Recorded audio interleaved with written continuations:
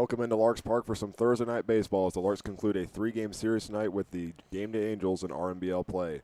As we welcome you to the pregame show, my name is Hank Corsair, joined alongside by Eli Blankenship, and the Larks are coming off of another big win where the Angels jumped out to an early lead, but in the second inning, the Larks retook it, and they would never give it back. The Angels would tie it up in the top of the third, but the Larks lit things up after that, scoring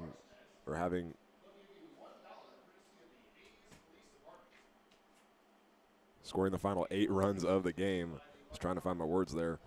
But the Larks win it by a final score of 13-5 with a lot of notable performances. Max Flowers had 3 runs. Tabor Stokes got two hits and also 2 runs of his own with an RBI along with it. And the pitching did their job once again, recording a total of 11 strikeouts and only allowing 2 earned runs. And Eli, it feels like I keep repeating myself through these first few games, but that's because of this undefeated start for the Larks. They're playing a complete game as a team and getting the big wins in the process. Oh, 100%, and they're not stopping. At the end of the game, we saw it last night in the bottom of the 8th inning. Even when they were up big, they still were rallying together, trying to put some runs together. So it was really impressive last night. I think this is one of the first times we've really seen this Larks squad deal with some adversity. And it seemed like they handled it pretty well, and I was pretty pleased in their performance last night. And I think the team should be pretty happy with the performance last night as well. And on the post-game show last night, we talked about the Angels, how in the first game their pitching was there and the bats weren't. And then last night it was vice versa, so they're trying to avoid getting swept. And last season they had a lot of 3-game series. They didn't get swept once. Their only sweep, however, was a 2-game series against the Larks in Parker. Yeah, it'll be interesting to see tonight what their approach is on the mound. I think that's really going to be the decider as to whether or not they can get a little bit of traction against this Larks squad tonight. You know, obviously, Lunsford and has already pitched in this series. He's kind of the ace of the bullpen, so to speak. Now, that doesn't mean the rest of the bullpen isn't talented, because it is. It's very talented bullpen. In fact, I'd say it's stacked bullpen. But I will say I think that if there is a night for them to have an opportunity to really put some runs on the board, it would be tonight. And this game is a non-league game tonight, but that doesn't matter. Both teams are trying to get that last win in the series, and for the Larks, they're making a lot of changes tonight with a total of 6 new faces in the lineup. The only returners are Cooper Holtorf, Hutch Russell, and Sean Keenan. That's going to be very interesting to watch because it's a lot of notable guys still in there despite that many changes. Yeah, and I think this is at least my speculation. I don't know for sure, but my speculation is they won the first 2 games of the series, the league matchups that really matter the most, and now you have this non-league game contest. And my guess here is that Coach Leo is probably trying to shake things up a little bit, try some guys in different places they don't normally play, and use that information that he gathers tonight to see how people perform in different positions for later parts of the season, so that he knows, oh yeah, Dylan LaRue can play at first base, or oh yeah, Hutch Russell can play at third base, or whatever the case is. So I think he's just trying to gather a little bit more information for the later parts of the season. The Larks are in search of a 10-0 start, which is one of their best in not just recent history, but also all-time history in the 80-year history of the Larks program. This is the final game of a 3-game series and the first of 3 straight non-league games, and first pitch is 9 minutes away.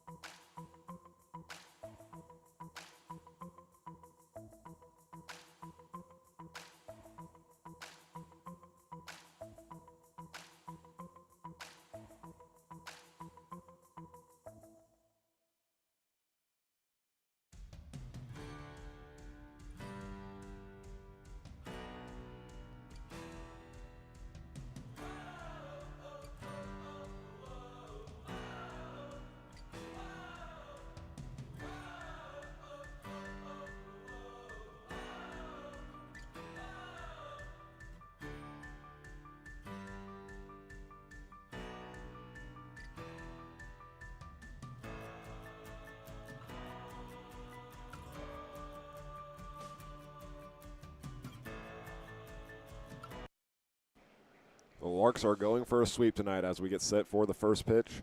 It'll come from number 27, Sammy Fredrich, one of the new additions to the Larks roster. Was officially added when the Larks were on their bus ride to Colorado at the end of May. He is a sophomore right-hander from Gateway Community College, originally from Las Vegas, Nevada, where he attended Bishop Gorman High School. And he will deliver the first pitch, and he will get that one in the zone for strike one. First pitch for tonight's game comes at 7:04 p.m. with it being 80 degrees outside, and just like last night at first pitch, there's not a cloud in the sky.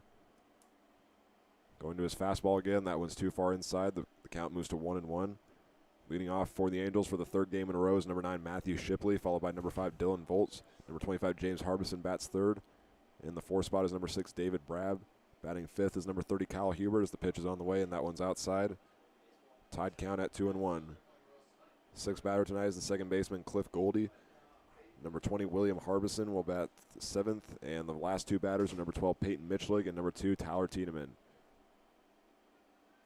Fredrich will now have to battle back against a 3-1 count. Shipley went 3 for 5 last night with all those hits being base hits. Also scored a run last night, and the next pitch catches the outside part of the plate for strike 2. A full count on the first batter for the Larks. We'll take a look at their defensive alignment in just a second. Fredrich delivers the pitch, and this one's a chopper over to the shortstop. It's Crawford. Fields it, throws it down to first, and this one is going to send Dylan LaRue off the bag as he made the catch. But with the air, Shipley is safe at first. Yeah, that'll go down as an E6 against the Larks. And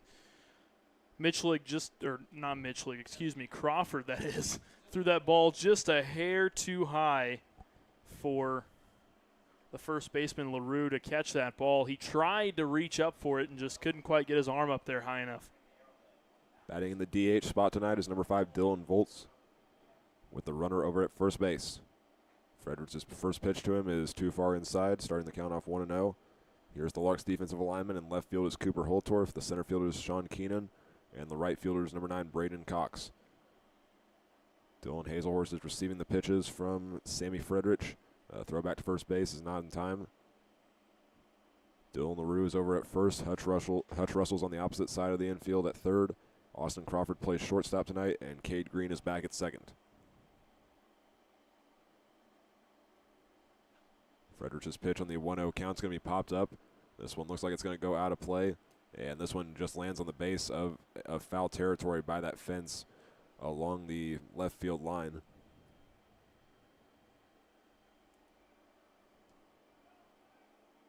So the count remains 1-1 to Dylan Volts, the junior from Valdosta State.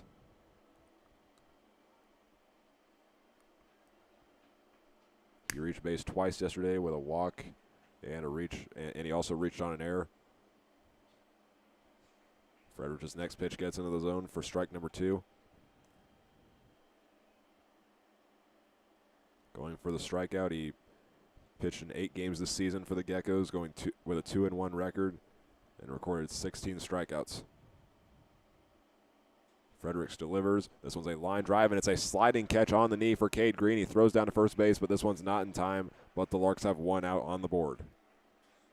Good reaction time there from Green over at second base. He was able to kind of hop to his side, go straight to his knee, and able to snag that one out of the air. That was not a routine ball by any means there for Cade Green. Now up is number 25, James Harbison, in the lineup for the second night in a row. He was the starting pitcher in Game 1 and bats third tonight after a 1-for-4 performance yesterday. Tonight's umpires are Randy Jordan behind home plate and Jeremy Nelson's in the field. On this pitch, the runner will head to second, and the tag is in time. They said he slid off the bag at the very end, and the Larks catch their 6th runner this season. Just a beautiful throw there from Dylan Hazelhorst behind the plate. The Hayes native getting it done. He's no stranger to Larks Park, as he is a member of the Fort Hays State team and one of the better defensive catchers on that Tigers team for Fort Hays State. So 1-0 the count to Harbison, and he will chop this one. Austin Crawford about to make a play again, and he is successful on this one, and that's a 3-up, 3-down inning for the Larks against the Angels. Holtorf will lead things off when we come back.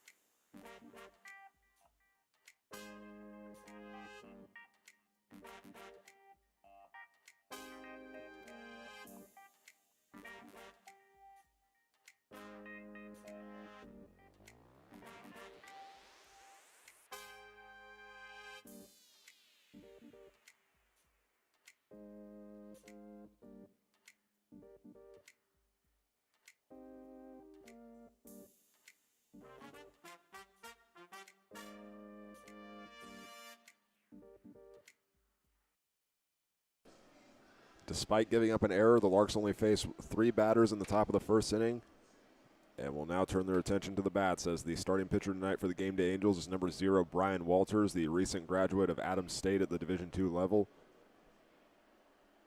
Has a 1-0 record with the Angels, has pitched in 7 innings, and this is his 3rd start. His first batter tonight is number 1, Cooper Holtorf. Recorded 1 of 2 triples that the Larks had last night. The other one was Tabor Stokes. And he gets set to await the pitch. Walters will go to his fastball, and this one is a hard hit ball that Tiedemann could not field. That will be listed as a hit, and Holtorf is the Larks' first runner on the very first pitch. That was a bullet out to left field. That thing was screaming off the bat. You could almost hear the laces up here. It seemed like the way that thing was rotating off the barrel of the bat. An excellent knock there for Cooper Holtorf. Now up is Holtorf's college teammate Trent Baker, the DH for tonight's game. Was a pitcher last night. Came in relief for the starter Max Hendricks. Only pitched 1 inning but got 2 strikeouts. And Baker will take a swing at the first pitch, and he misses that one for strike 1. Here's the rest of the Larks order. It's number 15, Hutch Russell in the on-deck circle. Number 26, Dylan LaRue. Bats in the hole right now. Number 7, Sean Keenan is 5th, and then the final 4 batters in the Larks order are all new. That is number 12, Cade Green, number 8, Austin Crawford, number 9, Braden Cox, and number 29, Dylan Hazelhorst. The slider gets into the zone, and Trent Baker's now down 0-2. Pretty sure those are some new batting gloves on the hands of Trent Baker. He's got some neon green batting gloves. Those things are like blinding me up here in the press box practically. A throw back to first base, and Holtorf is safe. He recorded 1 of the Larks' 9 steals yesterday. And will inch off the bag once again as the first baseman Brab covers. And the pitch goes to the plate. And this one's going to be a chopper down the first base line, and that one will roll foul. Kind of wonder if that one hit Trent Baker's bat when he dropped it. But either way, that one looked like it was going to go foul. So Baker will head back to home plate. And we'll take a look at the Angels' defensive alignment. Number 9, Matthew Shipley is in left field. The center fielder is number 25, James Harbison, moving over 1 spot because he was in right field last night. And number 30, Kyle Hubert, is in right field. The catcher tonight is number 20, William Harbison. David Brab, we just mentioned, is at first base. Tyler Tiedemann will stand at 3rd. Cliff Goldie is at 2nd as this one's fouled off. Holtorf took off for 2nd, but he'll have to head back. And returning to the shortstop position for the 3rd game in a row is number 12, Peyton Mitchlig.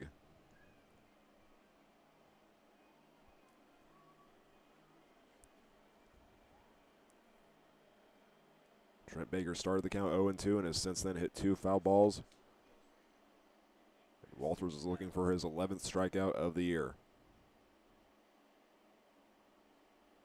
He kicks and deals and puts that one on the outside part of the plate. The catcher tried to frame it, but that's going to be called ball 1.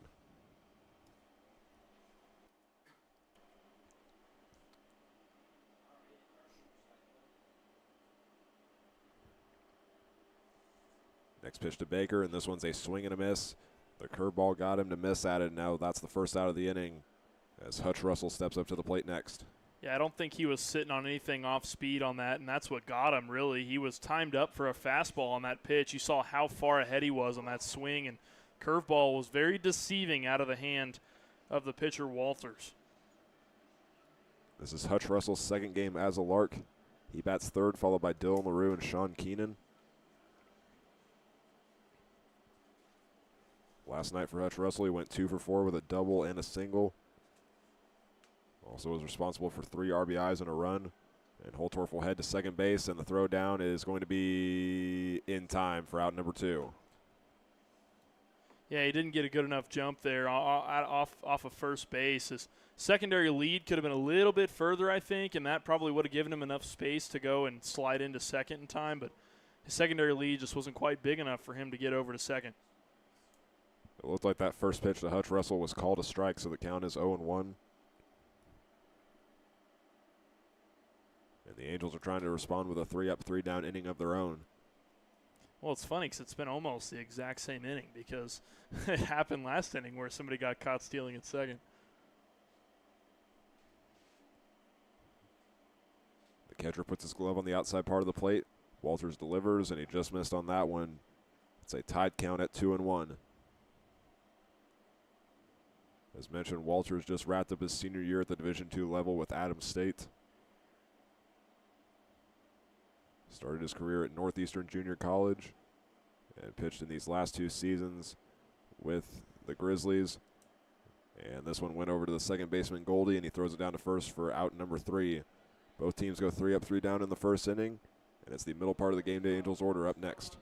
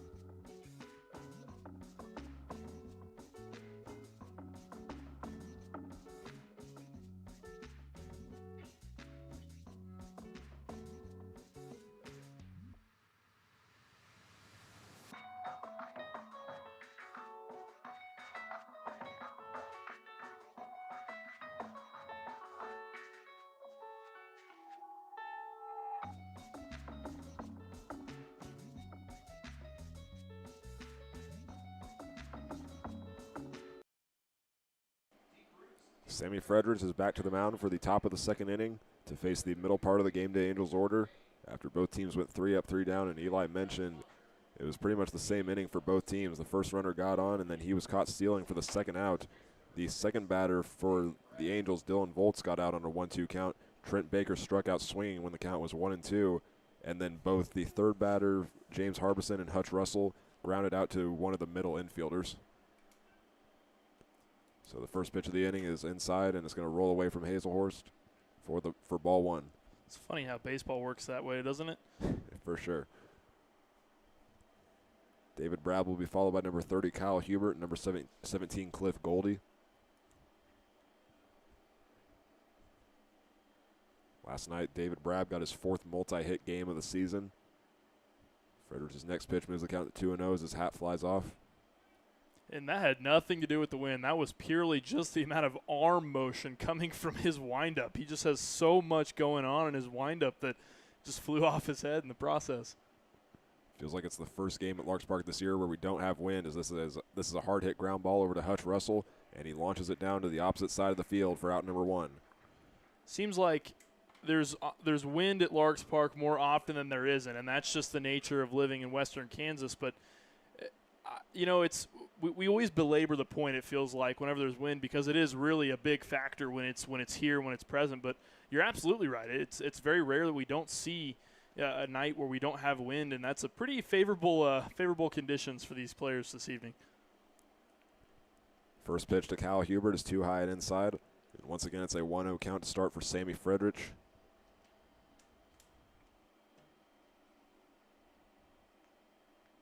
Played in 8 games with the Gateway Geckos this season. He transferred to Gateway from Scottsdale Community College and now faces a 1-1 count.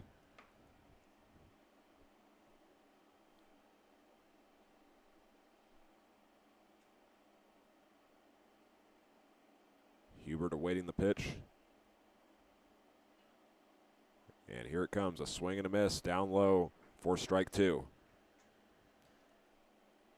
Not exactly. That didn't look like a curveball. I just wonder if he maybe just threw a fastball low in the zone. Sometimes those can be really convincing to pitch to hitters sometimes. Fredericks just needs one more strike for his first out as a Lark. But Hubert stays alive after fouling that one on the third base side.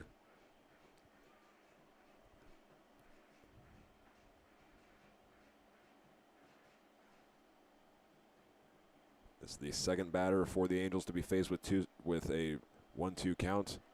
And this one will be fouled over the press box. Now that was a curveball. The pitch before that was not. Hubert now waits the sixth pitch of the current at bat.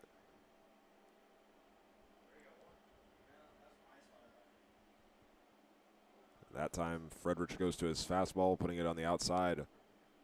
Looks like his hat came off again on that pitch. He's putting a lot of power behind him.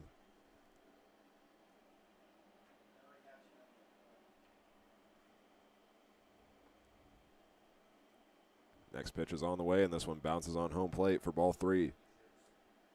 Another full count for the Angels. The first one was Matthew Shipley, who reached on an error and then was caught stealing in the prior inning.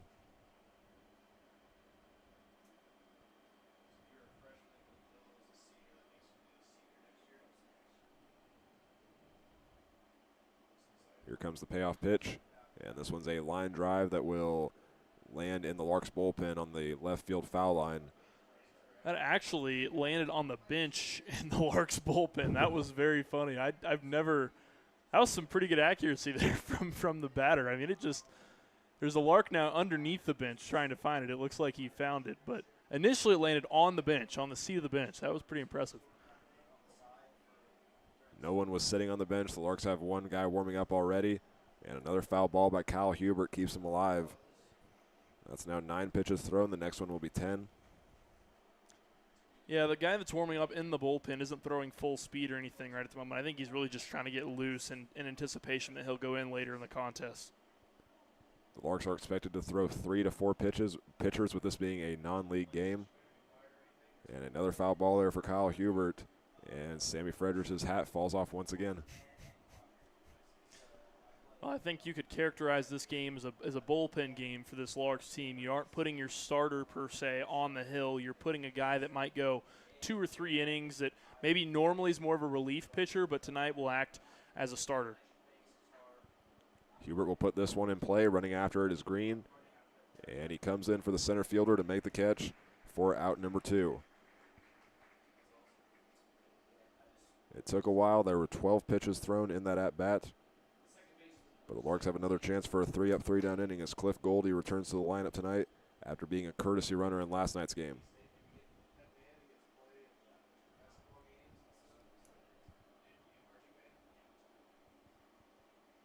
Frederich delivers the pitch, and this one bounces in front of home plate.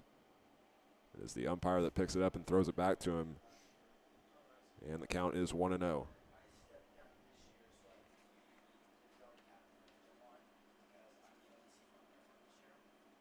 Larks middle infielders are playing in the grass. Cade Green is standing quite a ways back over at the second base position.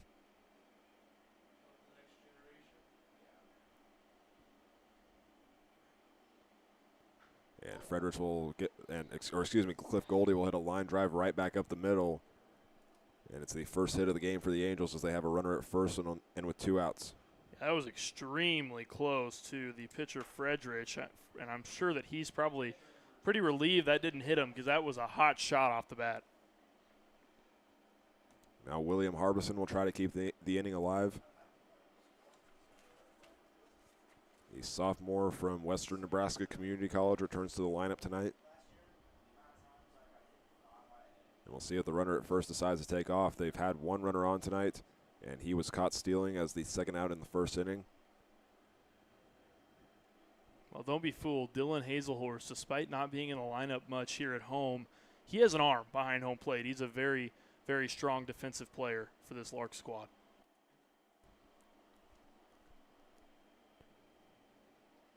Harbison awaits the pitch, and here it is. A curveball that gets in the zone, and Frederich is ahead 0-2. Don't be surprised here if you see him go fastball up and in on this pitch. A lot of times on an 0-2 count, pitchers like to try an elevated fastball to get somebody to chase the pitch upstairs. That time he goes to the curveball, and this one's fouled out of play. Right behind the black fence that divides where the fans can go and where the players can go. And Harbison trying to stay alive. The other batter that faced 2 strikes in this inning was Kyle Hubert. He saw a total of 12 pitches thrown, and now the count is 1-2 to Harbison.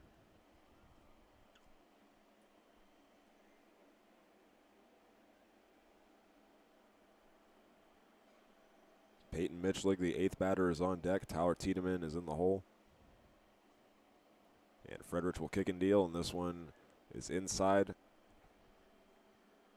And there's now 2 balls to Harbison.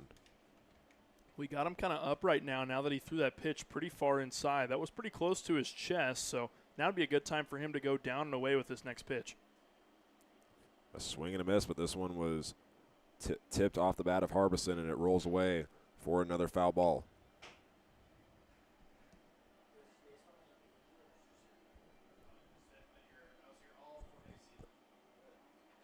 Fredericks has only faced 4 batters this inning, but he's thrown a total of 23 pitches.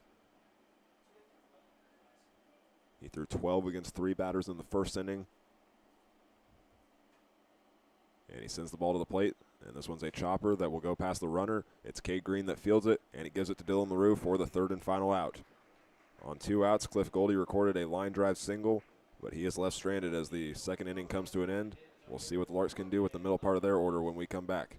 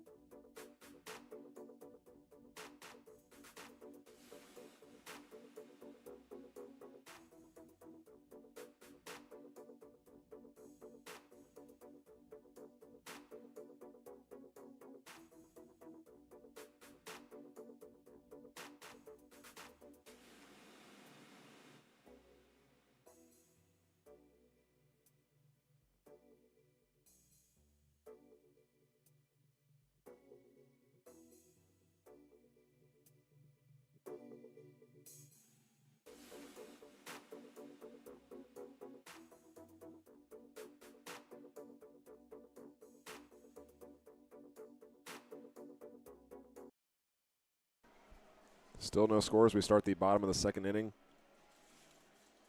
Dylan LaRue will lead off the inning, still facing the starter for the Angels, number 0, Brian Walters.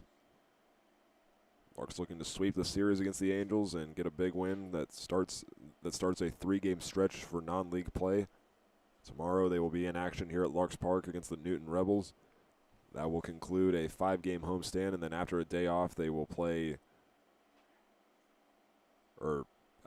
they play on Sunday against the Dodge City A's, and this one's a deep fly into left field, and Matthew Shipley puts his back against the wall and makes the catch for the 1st out of the inning.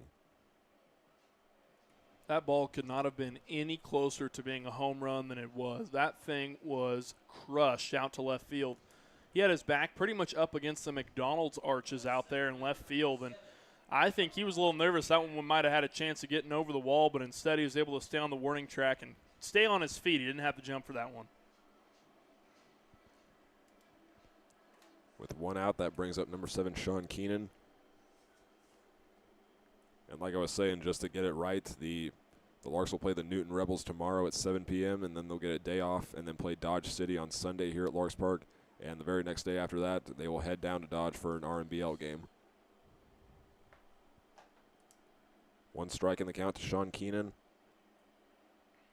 After him, he will be followed by 4 batters that are new to the lineup tonight. And this will be a line drive that will stay fair down that line. Sean Keenan will make his way to second, and he's got a double with 1 out.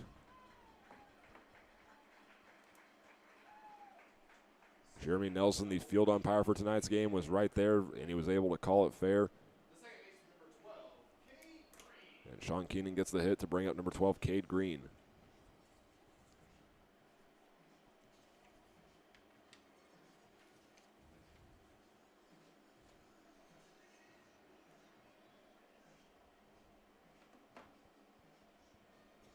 After Green, it's Austin Crawford, Braden Cox, and Dylan Hazelhorst. Those four are all new to the lineup tonight. The Larks only have 3 returners from last night's game: Cooper Holtorf, Hutch Russell, and Sean Keenan, who had that double just a second ago. And now a pop fly for Green is going to go deep into right field, and making the catch on the run is Hubert, but tagging up at second is Sean Keenan, and he's 90 feet away from home plate with 2 outs. Well, that one looked like it had a chance too. That thing was drilled out into right, almost right on that 319 mark, right next to that right foul pole. Really, really good chance there for Keenan, and not an unproductive out. It'll still go down as a sac fly as it advances the runner. So now Austin Crawford starts the bottom third of the Larks order. He returns to the lineup on a 3-game hit streak.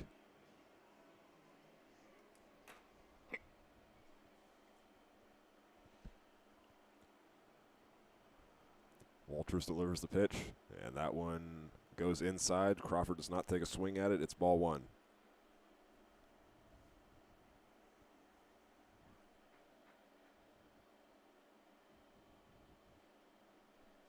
Crawford's playing at the shortstop position tonight for the first time this season.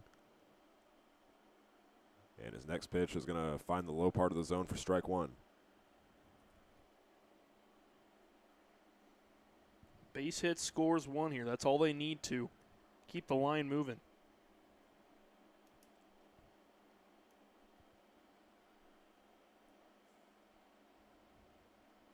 This time the catcher wants it low and inside. Walters delivers the pitch, and this one is lined foul and out of play.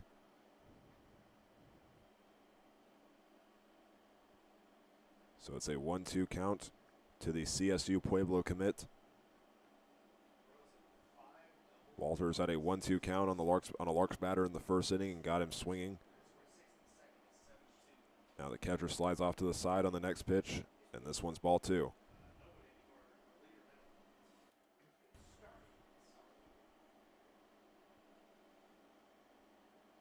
Crawford so far this season has 5 hits in 6 games.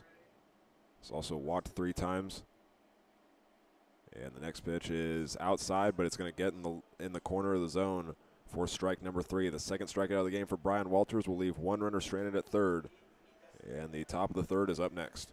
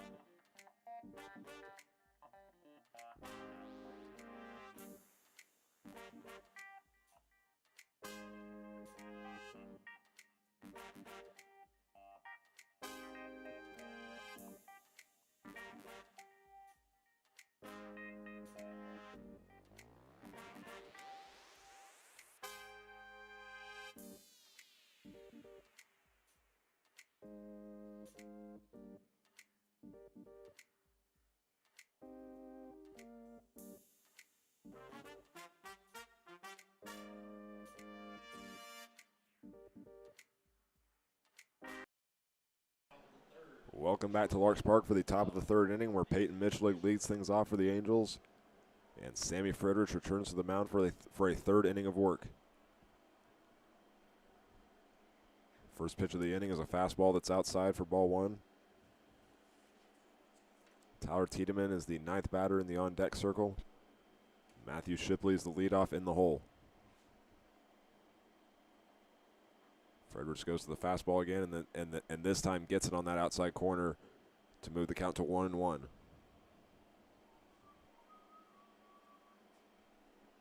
Mitchell went 0 for 4 last night, and now he's down 1-2 as he swings and misses at the next pitch.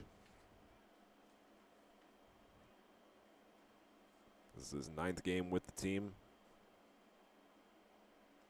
Just played his freshman year at the Division III level with Wittenberg University as Fredericks kicks and deals.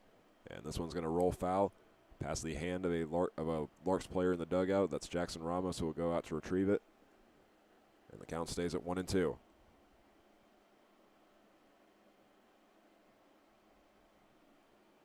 Fredericks is still in search of that first strikeout. Got 2 strikes on 2 batters in the second inning.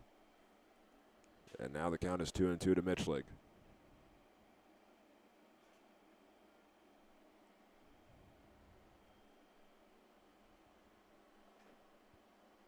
Hazelhorse centers his glove. The pitch is on the way, and this one's a line drive into center field. Keenan runs up on it, makes a diving catch for out number 1. Gliding towards the infield, he gets the grab and brings up Tyler Tiedemann. Great grab there from Keenan out in center field. Was able to just extend that arm out just far enough to get the ball in the mid, and great job from him. Definitely a high-risk play there for him to dive on that. That could have resulted in extra bases just as far out as he was, but was still able to make the grab. So Tiedemann finishes the first time through the order for the Angels, and he's down with a strike. Got our some Larks players in the crowd right now handing out raffle tickets. Tabor Stokes just gave us a little wave. And the next pitch from Fredericks is going to miss the zone for ball 1.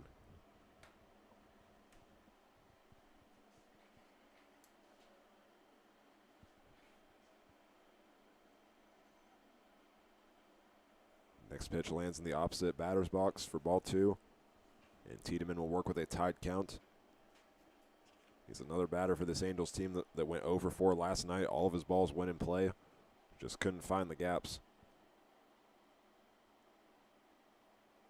And now he watches the next pitch go by, and he's now down 2-2. And we'll see if Fredericks can get his first strikeout as a Lark.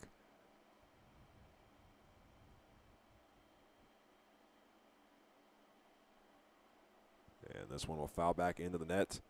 Shakes the camera. And it gets knocked down a little bit, so I'll see if we can change it on readjust it on the iPad. Otherwise, I'll send Eli down to go fix that.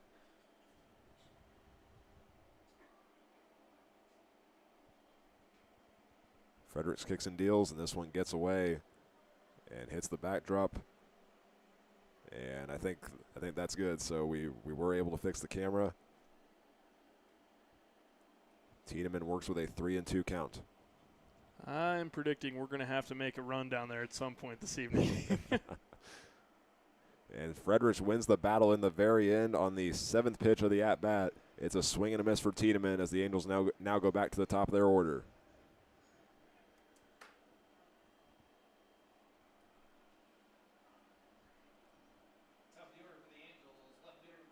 Matthew Shipley steps up to the plate, reached on the E6 in the first inning, and then was eventually caught stealing. It was the 4th time this year that the Larks have caught someone stealing. And the Larks' opponents have only attempted now 12 on the season.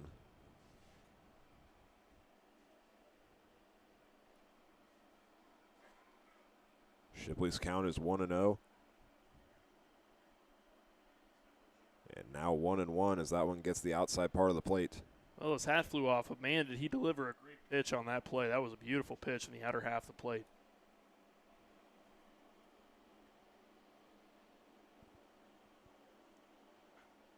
This one's a line drive into center field. Keenan running after it, and that time he can't get there in time, and this one will roll off the wall. Shipley makes his way now to third. It goes to the cutoff, Cade Green, and he does not try to throw it in. It is a triple on a 1-1 count for Matthew Shipley to get the third base runner of the night for the Gameday Angels. That was a very, very, very good attempt from Keenan out in the outfield. He can't really hang his head too much about that one, as he pretty much gave the best effort he possibly could on that play. Especially as far out as that one was to right center field. He knew he had his right fielder Cox to go back him up if he missed that diving play. So I think that was the right decision there to go ahead and make a diving attempt on that one. Dylan Voles, the second batter for the Angels, will start with an 0-1 count. Thought about taking a swing, but it was in the zone. He had a line out in the first inning to the second baseman, Cade Green. And now he faces a 1-1 count. That one looked like it just missed the zone as Fredericks went to his fastball, and once again, I think his hat fell off. It did indeed.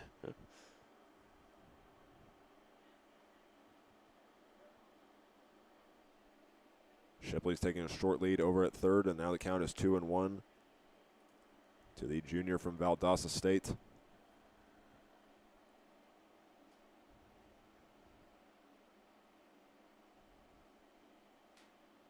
Hazelhorst will center his glove this time. This one's a ground ball fielded by Dylan LaRue, and he will wave off the pitcher and tag first base for the third and final out of the inning. With 2 outs, Matthew Shipley hit a triple into center field and is held 90 feet away from home plate. Still no score after 2.5 innings.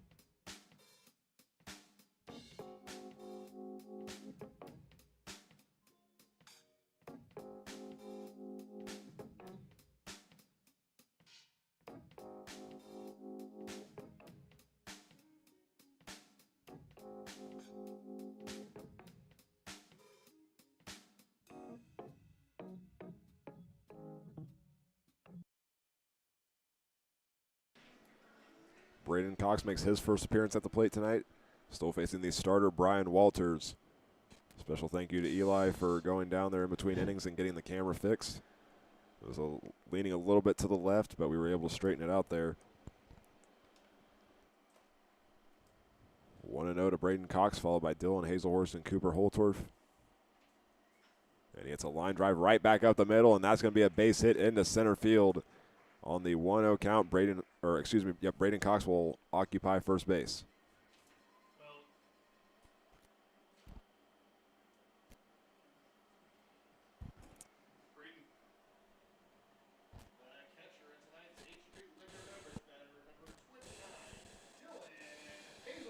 Braden Cox showing off his utility ability that he has, and obviously pitched a couple nights ago, and then now tonight in the lineup for the first time in home, and had a nice knock there right up the gut, was able to sneak it right past the second baseman Goldie for a hit. Dylan Hazelhorst is tonight's 8th Street Liquor beverage batter. He starts with an 0-1 count. We'll see if Cox makes his way to second on an attempted steal. And the pitch is on the way, and this one's another swing and a miss. Hazelhorst is down with 2 strikes.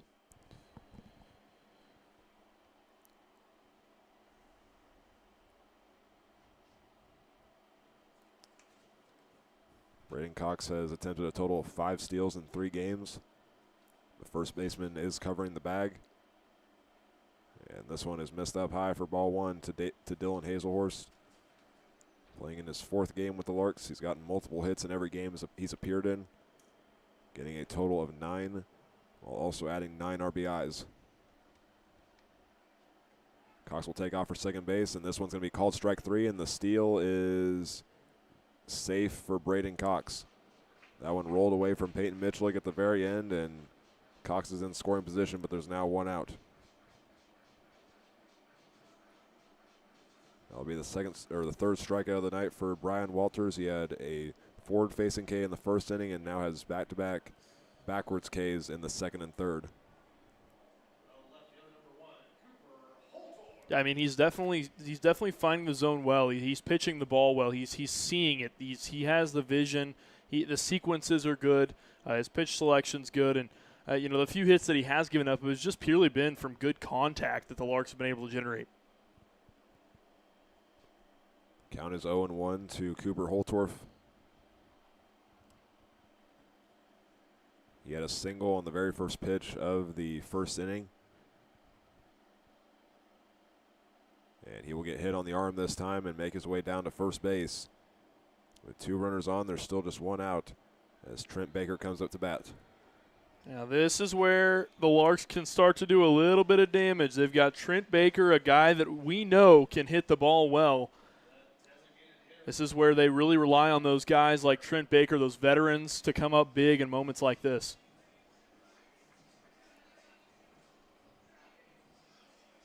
This is Trent Baker's 5th game in the batting order. He was a pitcher last night, coming in relief for Max Hendricks. He will pop up the first pitch, and that one's out of play. Well, he pitched really well last night, too. Was able to get the Larks out of a jam last night. They had the bases loaded, and Trent Baker came into the contest and took care of business. Man, did he have a great night on the hill. Last night's game was high scoring for both teams, 18 total runs. The Larks won 13-5. They won 6-0 in game 1. 0-2 now to Baker as he swings and misses at the next pitch.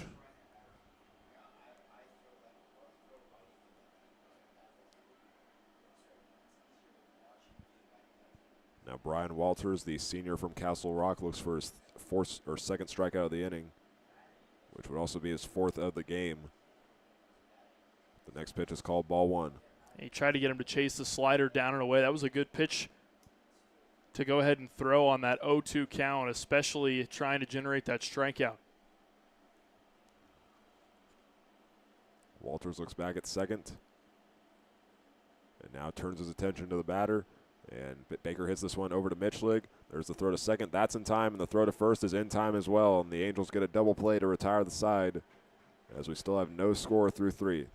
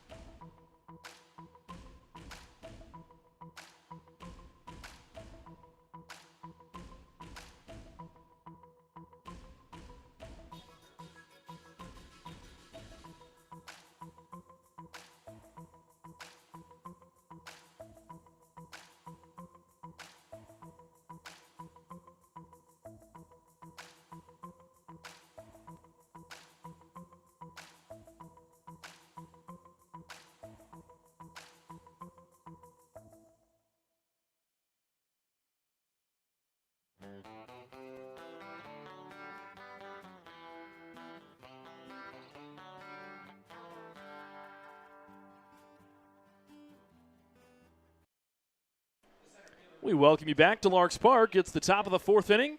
You guys are stuck with me for a few innings. The Larks and the Gameday Angels tied up at 0 apiece, and a new pitcher takes the hill for the Larks. The Hayes native Ty Schmeidler pitching to the other Hayes native Dylan Hazelhorse behind the plate. Ty Schmeidler just graduated from TMP. He actually just finished his junior year at TMP. Well, I stand corrected. I thought I aged him 1 year older than he really is. Well, with the way he plays, you'd think he just graduated high school, and especially also because he's already committed to his college. He's going to go play at Kentucky. Yeah, you would think. It certainly has quite the arm, as he will start the count against James Harbison, the center fielder, with a 1-1 count.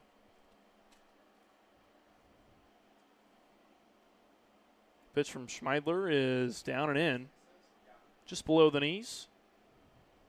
2 balls and 1 strike.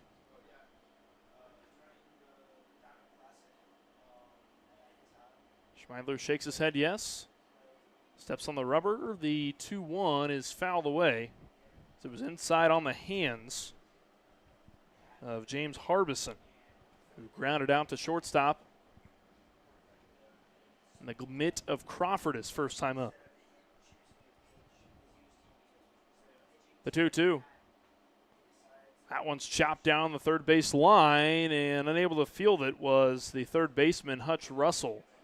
Kind of went underneath his mitt. It was just kind of a slow roller down that third base line. Kind of tricky to field. They're going to go ahead and rule that a hit, and I would agree with that there, as I don't think that would have been a really tough play to make, even if he would have gotten the ball in his mitt. With how much height that ball had on it, it's very hard to calculate where you need to put your glove as the ball's coming back down.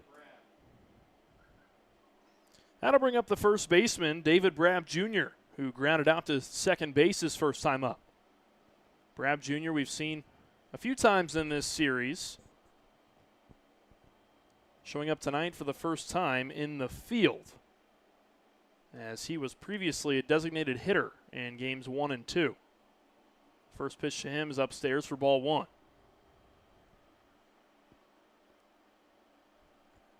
The lefty comes set. Now the 1-0. Curveball in the middle of the zone, drops in for a strike. I'm not sure if you're paying attention to it, but there's 2 Larks players sitting on the concourse. Are they using a speedometer? I think that might be. Not 100% certain. I just hope they don't bump. Oh, they bumped our camera. They're pushing on the net. Oh, they're pushing on the net. Okay. I was like, don't bump our camera now, boys. The 1-1 is an elevated curveball on the upper outer edge of the strike zone that misses just barely for ball 2. They're attempting to use a speedometer anyways. I don't know how successful they are down there. I've never seen someone use it vertically. Usually go perpendicular, I think that's the right word, to where the pitcher's throwing. I've never seen someone use it from behind home plate. Yeah, it's not a traditional one either. That usually you see like a gun. It's like a gun-shaped instrument. This one is like, I would describe as like an iPod. Yeah, I had an iPod Nano when I was a kid, and that's the way I would describe it. It looks like an iPod. I've never seen one like that before. As the 2-2 pitch is fouled away into the netting. The one holding it is Simon Lunsford, and I thought he was taking a selfie with the crowd at first.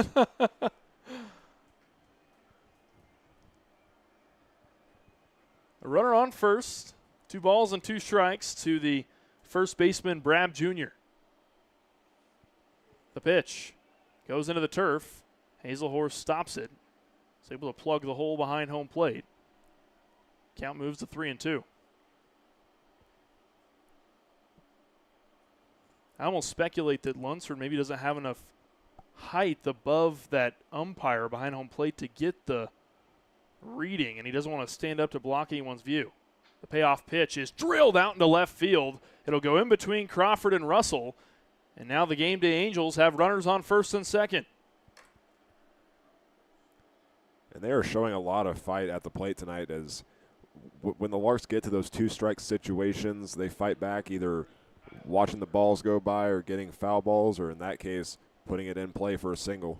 Sure, there's some extra motivation tonight considering they lost games 1 and 2 of the series. They're trying to avoid that sweep in this non-league matchup.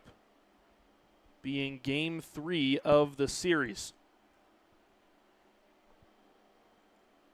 Of course, Games 1 and 2 were counting for RMBL play. Larks took the win in both of those. Schmeidler looks back at second base. Comes set, the pitch. A curveball missing outside to the right fielder, Kyle Hubert. He flew out to second base his last time up. Green was the one who made that catch. He was really kind of backing up into that grass to make that catch the last time Hubert was up to bat. Hubert showing bunt. The pitch comes across the outer half of the plate for a strike. 1 ball and 1 strike now, the count to the right fielder, Hubert. Hubert batting in the 5-hole spot tonight for the Angels as they're back in their powder blue uniforms. Very reminiscent of the Kansas City Royals powder blues. The 1-1 from Schmeidler. Showing bunt again. He pulled it away at the last second as that pitch was a little bit low. Dropping out of the glove of Hazelhorse into the turf. The count sets at 2-1.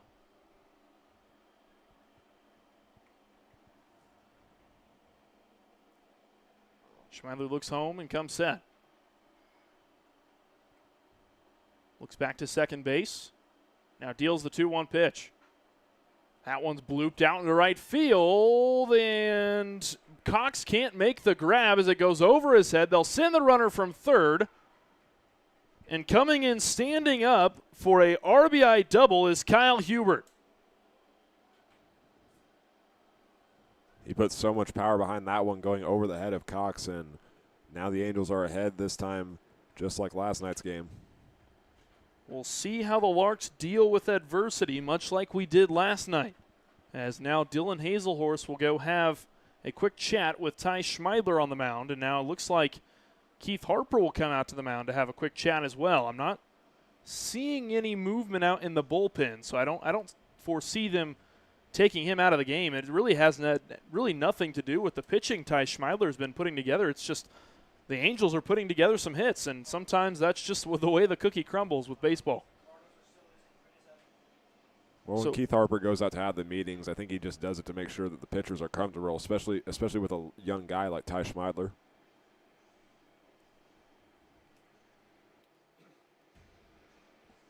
There's a lot of value in a coach like that puts his players first, and that is certainly the case with this coaching staff that the Larks have put together this year.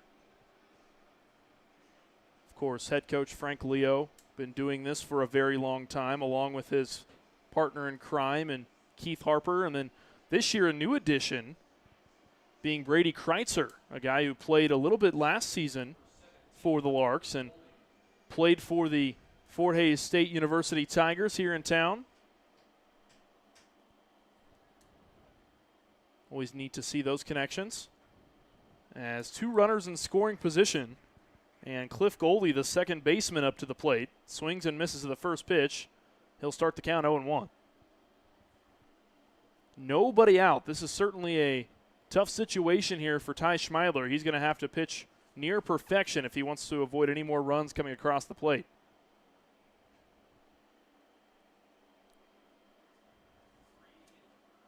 One ball and 1 strike to the second baseman, Goldie. He had a single his first time up in the top of the second inning. The 1-1. That one's popped up into shallow left field. Tracking it down, the shortstop Crawford. He's called off by the left fielder Holtorf, who makes the catch for out number 1.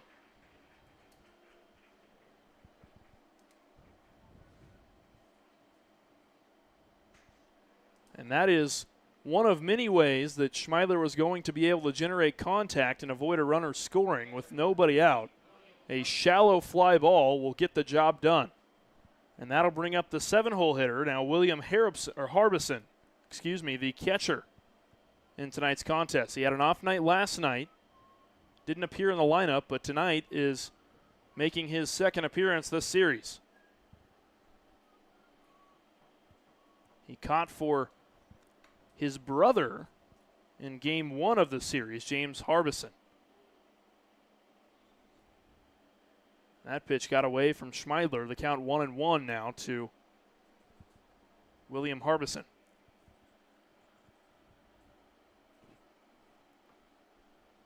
The pitch. Curveball over the outer half is hit foul. Just past the Angels bullpen.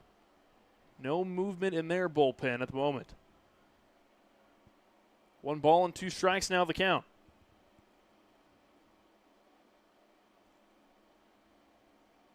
Schmeidler turns his foot, pushes off the rubber, deals the pitch. It nails him in the back of the calf. He recovers the ball, throws it to first, and gets the out. Wow, what a recovery from Ty Schmeidler on the hill. I don't really know what happened. His glove flew off his hand, but he recollected himself, found the ball, and got the out. And now first baseman LaRue, the second baseman Green, and of course his catcher Hazelhorse all going to check on him along with the umpires Randy Jordan and Jeremy Nelson checking on Schmeidler, giving him a minute to recollect himself. What a gritty play, though, from the Kentucky commit, Ty Schmeidler. It's very rare you see a G1 in the scorebook, and that will go down as such. As now the 8-hole hitter, Peyton Mitchlig, the shortstop, comes up to the plate. He fouls away the first pitch for strike 1.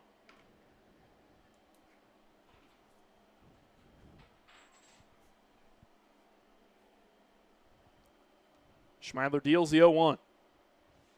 A fastball over the outer half comes in for a strike. That pitch had some serious velocity behind it. Now it's an 0-2 count to Mitchlig, who will be forced to battle back. The pitch is fouled down the first base line. Count stays at 0-2. Mitchlig's first at bat, he lined out to center field, and that was that play where Sean Keenan made that diving catch out in center. That reaching attempt, he was able to just barely get his glove underneath it and make the play. And that was out number 1 of the 3rd inning. Schmeidler shakes his head no, finds the pitch he wants. Now deals the 0-2 on the inner half. That one drills Mitchlig right in the elbow.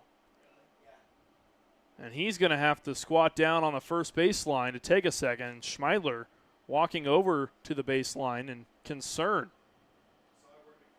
That pitch had some serious velocity behind it, and thank goodness, I think Mitchlig was wearing an elbow guard. It looked like he was. So hopefully that at least dampened the blow a little bit. But with 2 out now, Ty Schmeidler has the bases loaded and a important batter at the plate now, as the home crowd will give a round of applause for Peyton Mitchlig for walking it off down to the first baseline. That pitch really had some serious velocity behind it.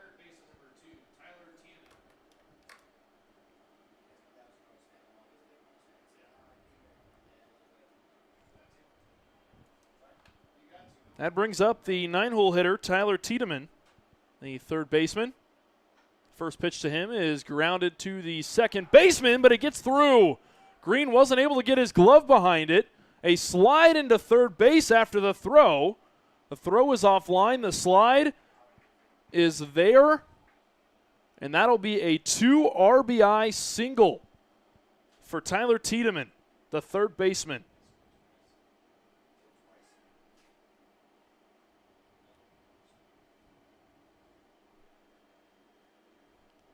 The runners from both second and third base scoring. So Brab Jr. comes across home. Additionally, Kyle Hubert scoring a run as well. Now the Angels leading it 3-0. The top of the order back up to the plate now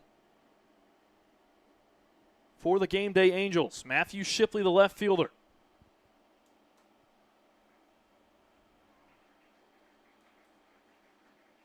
Pitch from Schmeidler comes across the outer half for a strike. 1 ball and 1 strike. Matthew Shipley had a triple his last time up after hitting that ball out into the corner of right field. Was able to just kind of get it to sit out there. generate some extra bases. Or actually, no, I think that was the one that was hit out into right center, now that I think about it. The diving attempt from Keenan that wasn't there, and then Cox had to go track it down. That was what it was. 2 balls and 1 strike after that pitch into the turf. That one's chopped out into right field. It's down for another hit. And they have put quite the collection of runs together here in the top of the 4th inning. They now lead it 4-0 on a 1 RBI single. Runners on first and second now for the Gameday Angels. The Angels have just shown a lot of progression with their plate discipline throughout this entire series after getting shut out in Game 1, and they've scored 4 runs now in this inning. Gameday Angels certainly with something to prove here tonight. So that brings up the 2-hole hitter, Dylan Voles. The first pitch to him, a slider over the outer half for strike 1. Dylan Voles batting in the designated hitter position tonight, 0 for 2 to start the outing. He is the only batter that has not batted for the Gameday Angels in this inning. The 0-1, another slider over the outer half, drops across the plate for a strike. 2 really good pitches there from Schmeidler to start the count.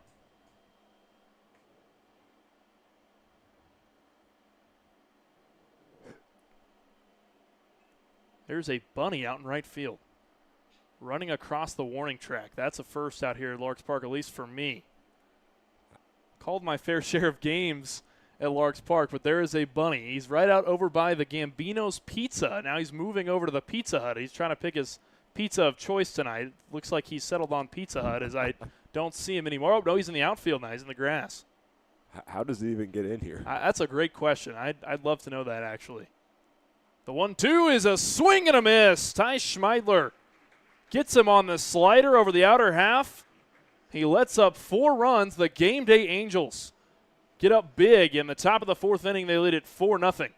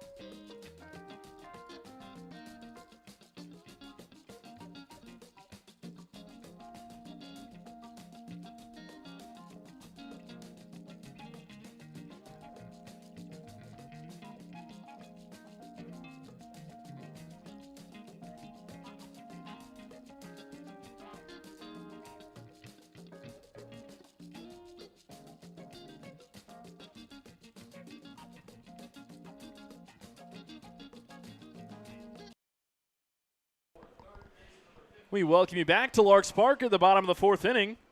The bunny has vacated the premises as far as we know. We don't see it out there anymore. But we'll get back to the important stuff, the baseball.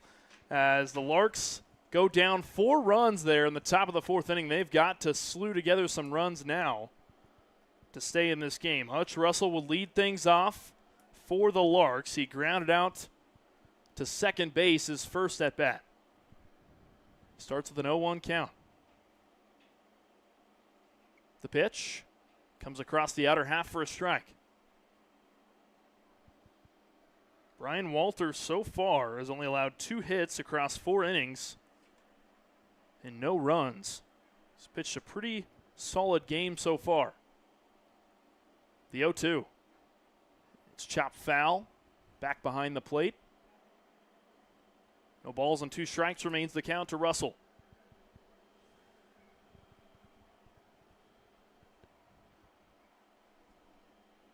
Hanks mentioned before in one of our broadcasts, Hutch Russell, a legacy player for this Larks team.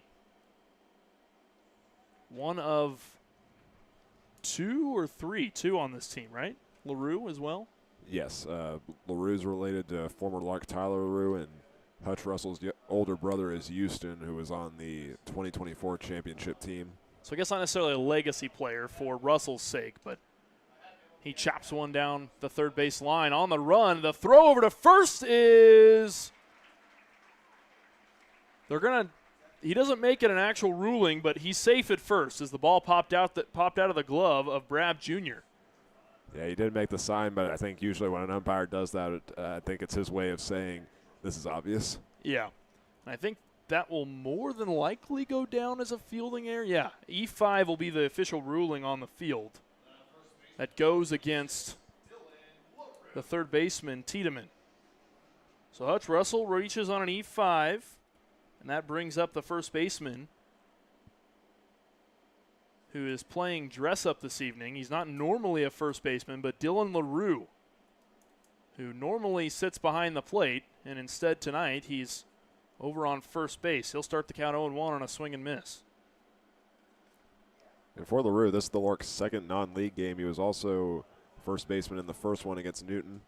LaRue pops one up into shallow center, and making the catch actually in front of the grass instead of on the grass was the shortstop Mitchlick.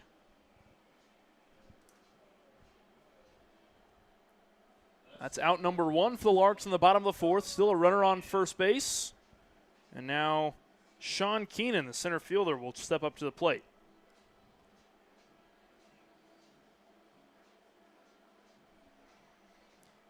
Keenan is last time up had a double, and he is accounted for one of the 2 hits by the Larks this evening.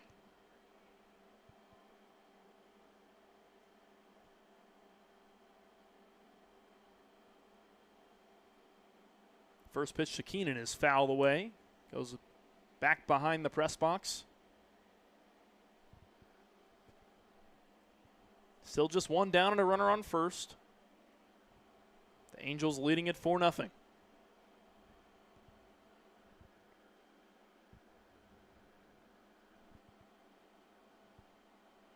Runner goes from first. Keenan chops it with the end of his barrel, backing up to catch it to the second baseman. He makes the grab. Now the runner from second has to run back to first. He's called out. He didn't tag up on that play, as obviously he went to run and steal second, but what he didn't do was run back far enough when he saw that ball was in the air. He should have run back just a little bit, maybe about halfway instead of going all the way to second, but nonetheless, that's 2 outs right there off of that pop fly as he was unable to tag first base.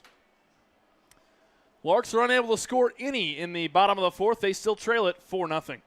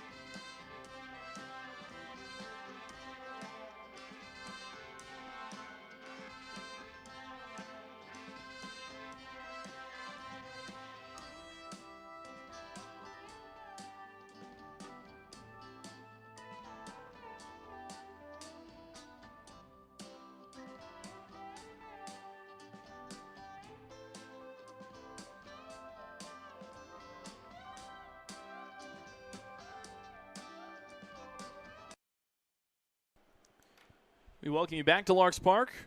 James Harbison leading things off for the Game Day Angels. He was a leadoff batter in the last inning.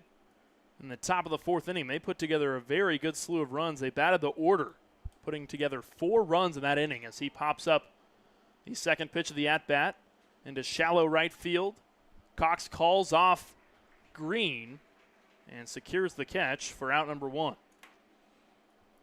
Good job by Cox there to make the sprint in from right field. Green had to backpedal quite a ways to go get it, and Cox called for it in the very end to make the first out. Not only was it a great job on his part to go run up and make that catch, but also calling him off as well. Sometimes that communication doesn't always happen, and so making sure he called him off there was really crucial. That brings up the first baseman, David Brabb Jr. 1 for 2 on the night, has a single and a ground out. We'll take the first pitch outside for ball 1. Schmeidler remains on the mound. Second pitch of the at-bat. Drops into the zone for strike 1.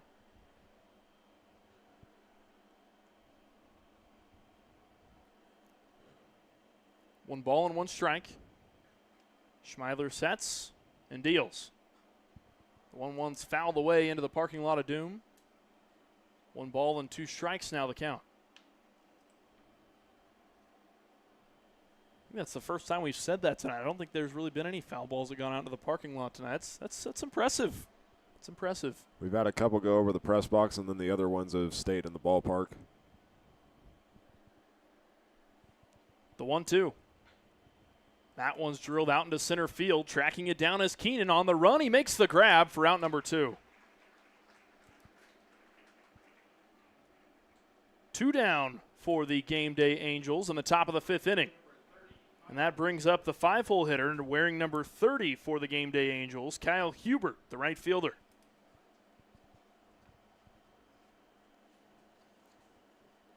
Hubert takes a couple practice swings and looks towards his third base coach. Stands in the right-handed batter's box. The first pitch to Hubert is a curveball that drops into the zone for strike 1.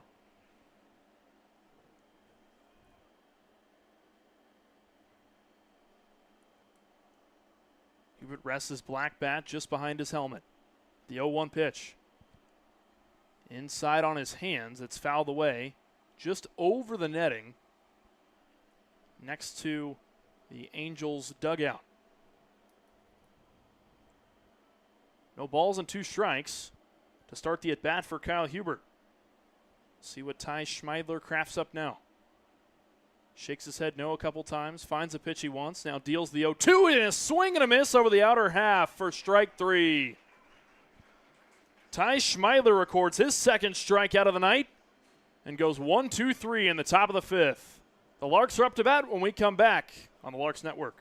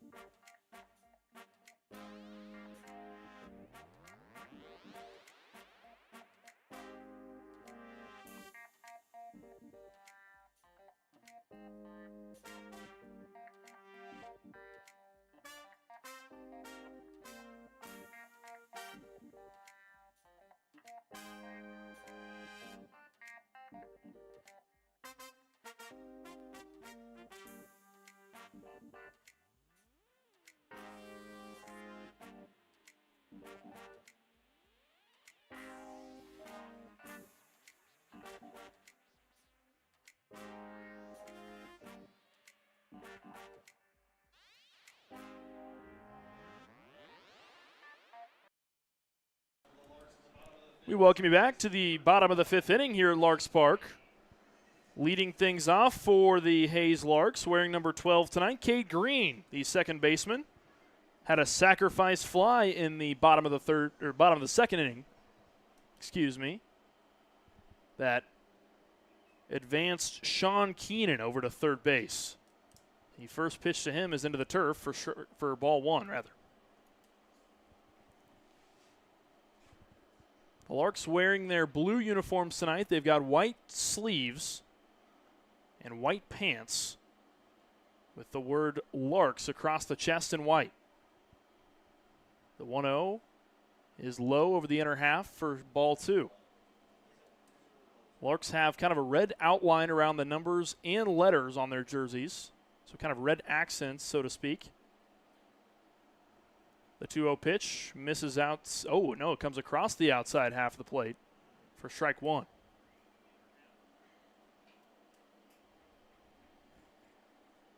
Two balls and one strike. The 2-1 well outside. 3 balls and 1 strike now to Green.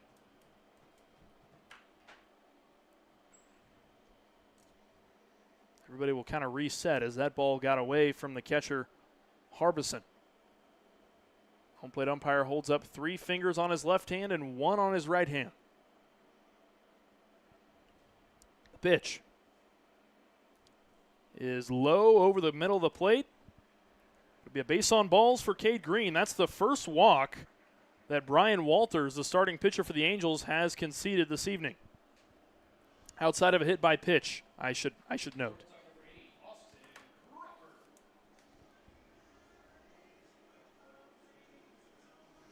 That brings up the shortstop, Austin Crawford, up to the plate.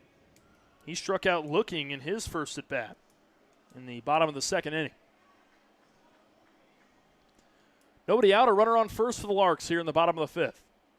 Angels lead the Larks 4-0. As now a late choice to go over to second from Cade Green. And by a miracle, he got in there safe, but that ball actually hit Cade Green. That throw from the catcher behind home plate, I believe it hit him on the helmet from the way that it bounced off of him, because it really kind of launched up in the air.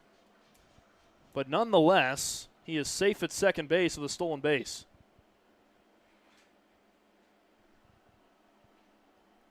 A 1-0 count now to the shortstop, Crawford.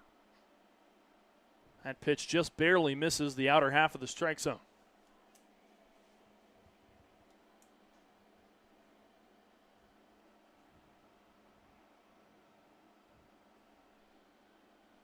So now a runner in scoring position here in the bottom of the 5th for the Larks. Yet to score a run here in this contest. The 2-0 pitch. That one's popped up into the outfield. Underneath it is Mitchell. He makes the catch. 1 down.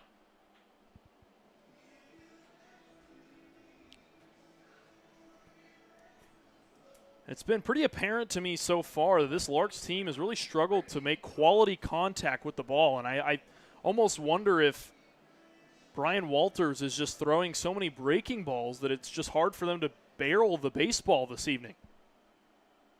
There are a lot of hitters that sometimes will struggle with those breaking balls and making good contact with them. Runner goes from second. Green on his way to third. And he comes in very easily. No contest on that stolen base. 2 stolen bases for Cade Green.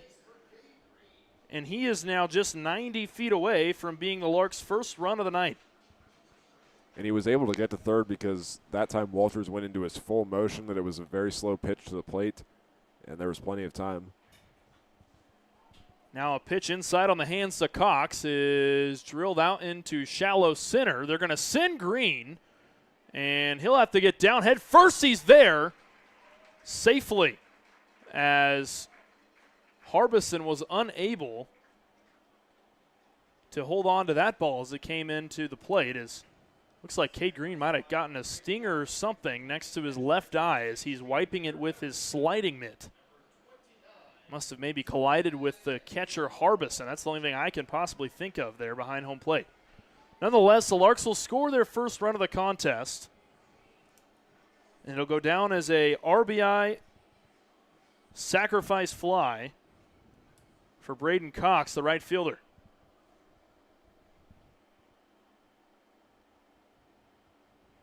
That brings up the 9-hole hitter, Dylan Hazelhorst. The first pitch to him is a slider that misses over the outer half of the plate. 4-1 the score now. The Larks trailing the Game Day Angels. The 1-0. This time the slider reaches the outer half of the plate. Count moves to 1-1.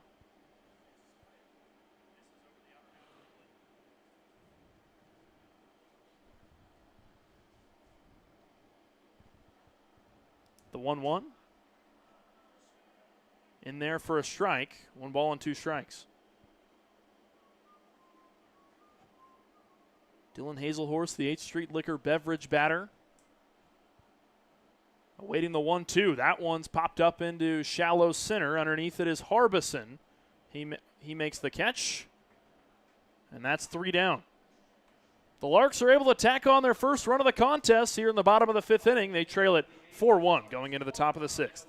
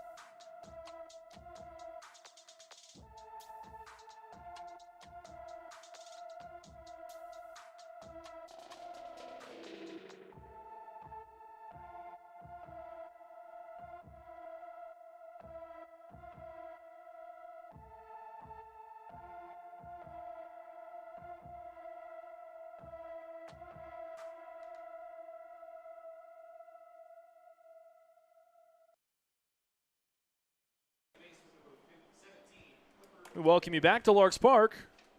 Larks were able to tack on their first run of the contest in the bottom of the 5th inning.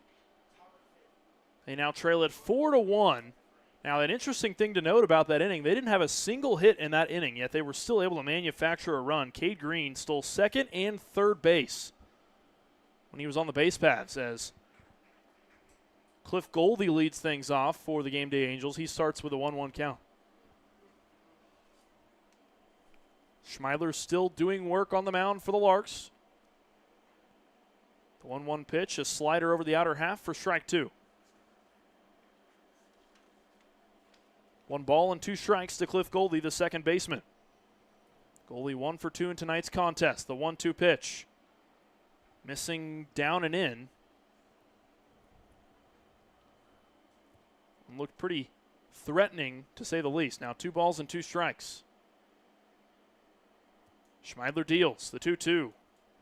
Missing upstairs and outside. A full count now to the second baseman, Goldie. Flew out to left field in his last at bat. The payoff pitch. Swing and a miss. That's the 3rd strikeout of the contest for Ty Schmeidler.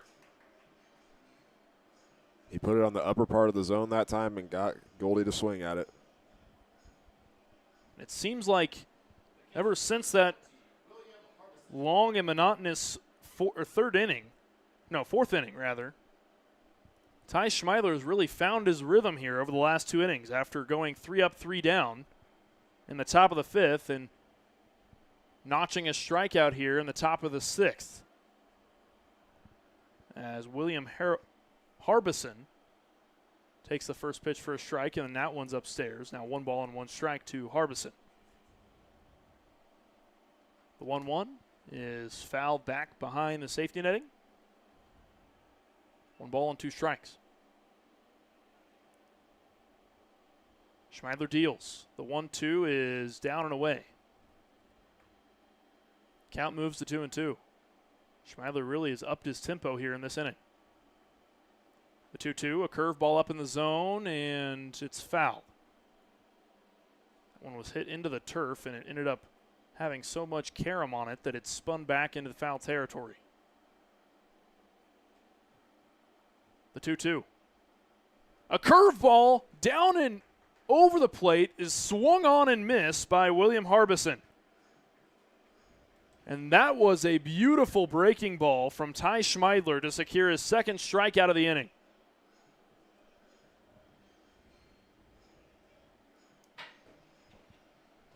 That's the 4th K of the night for Ty Schmeidler.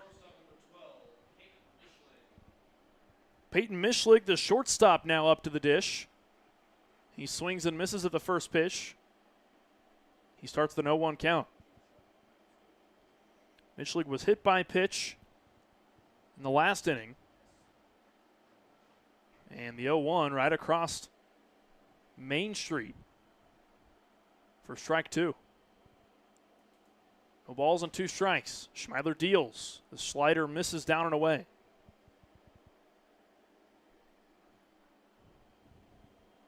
Mishlig was a victim to Keenan out in center field when he made that diving catch. The fastball is blown straight past him for strike 3, and Ty Schmeidler has 2 back-to-back 1-2-3 innings. Ty Schmeidler striking out the side. 3 Ks in the top of the 6th inning. The Larks up to bat next when we come back on the Larks Network.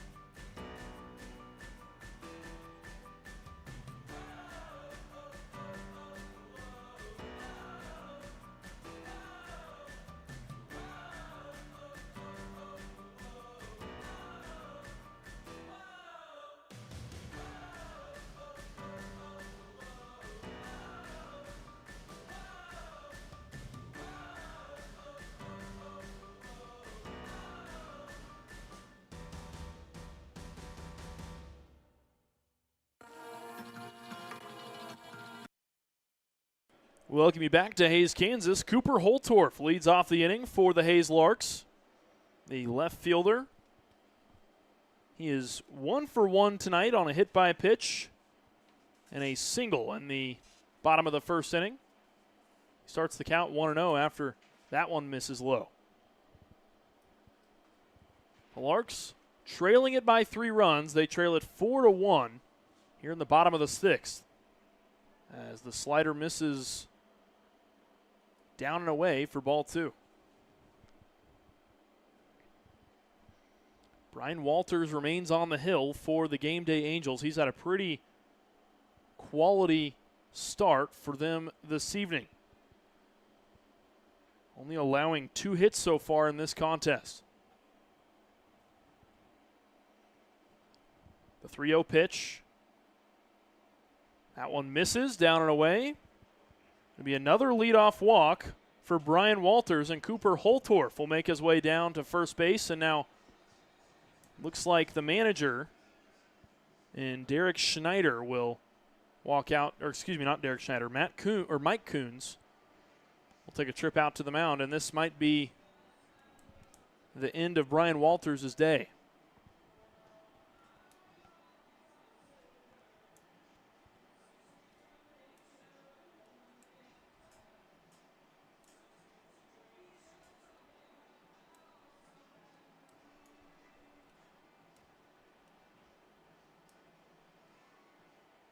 And it looks like it will be. We will have a new pitcher on the mound for the Game Day Angels after the leadoff walk with Cooper Holtorf on first base. We'll find out who that new pitcher is here in just a moment.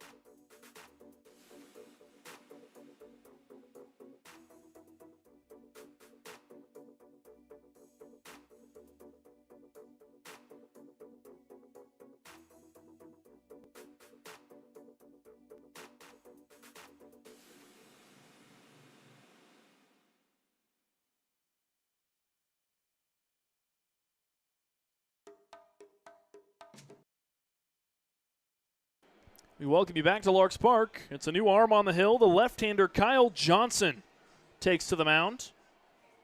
The freshman at Columbia Basin Community College in Washington.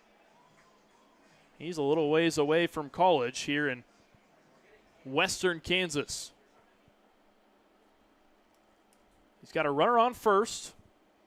And Trent Baker, the designated hitter, up to the bat, who hits one right into left field in between the gap between short and third. It's a base hit for Trent Baker, and runners on first and second.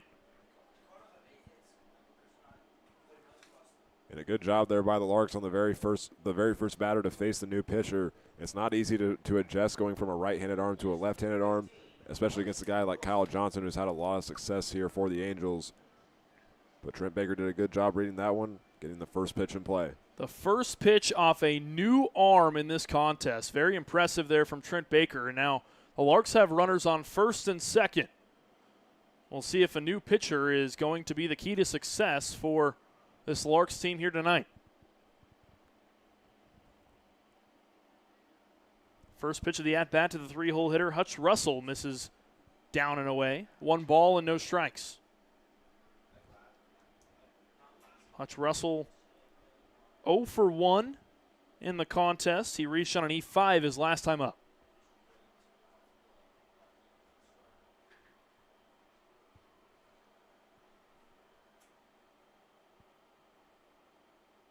The 1-0.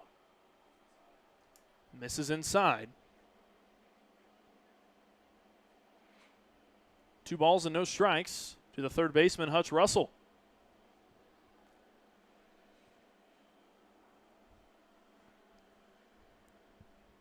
Johnson comes set. Takes a look back to second. Deals the 2-0. That one comes across low over the outer half of the plate. Now 3 balls and no strikes to Hutch Russell. So far, Johnson kind of struggling to find his command here. Pitching out of the stretch. Looks back to second. Deals the 3-0. That one misses outside. Another base on balls. That's the second walk this inning. Of course, the first one came from Brian Walters. And that walk is now on third base. Cooper Holtorf. Trent Baker moves to second, and Hutch Russell now stands on first. And the reason the Angels made that change was primarily from the results of the prior inning. Cade Green was walked, and he stole 2 bases and eventually scored. Cooper Holtorf has shown this season that he can move very well along the base path, so they made that change. But now Kyle Johnson's struggling to find those spots in the zone to get the Larks out. Question mark now is, will the Larks be able to convert? The bases are juiced. Dylan LaRue up to the plate. The first pitch to him drops its way into the strike zone on the outer half. Nobody out. Bases loaded.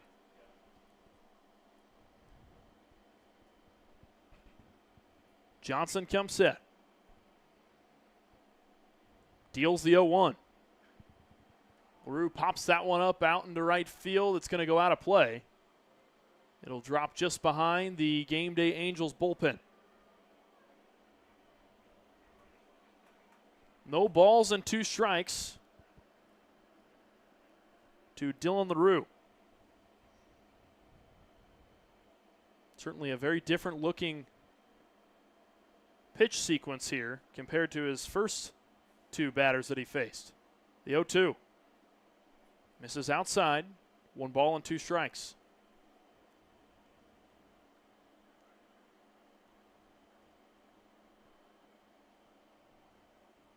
Larks trail it by 3.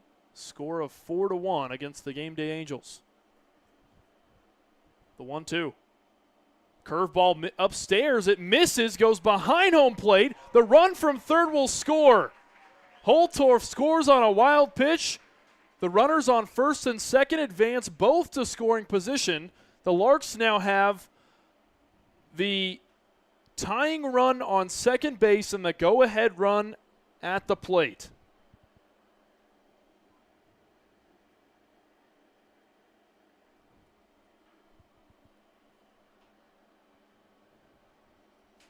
Larks now only trailing by 2 runs.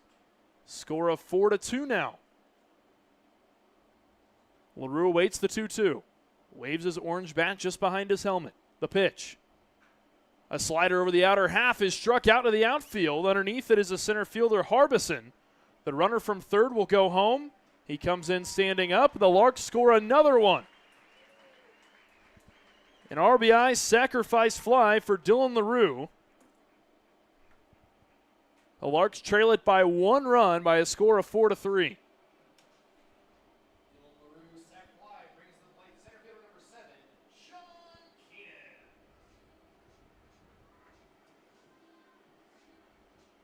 That brings up the center fielder, Sean Keenan, up to the plate. Batting in the 5-hole spot for the Larks tonight. That tying run on second base, just 180 feet away from home plate. The first pitch to Keenan, missing the zone. 1 ball and no strikes. Keenan 1 for 2 in the contest.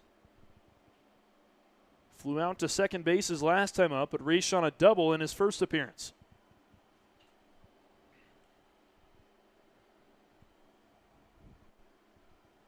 The 1-0 from Johnson. Slider missing down and away. 2 balls and no strikes.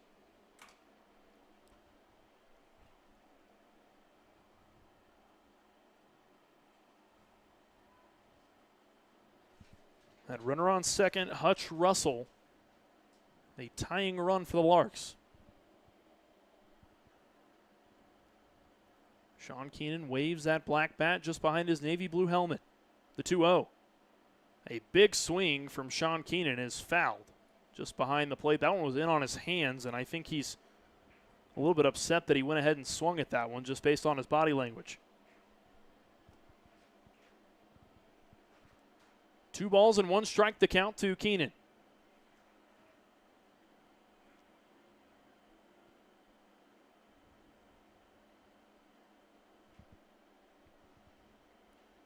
Johnson comes set.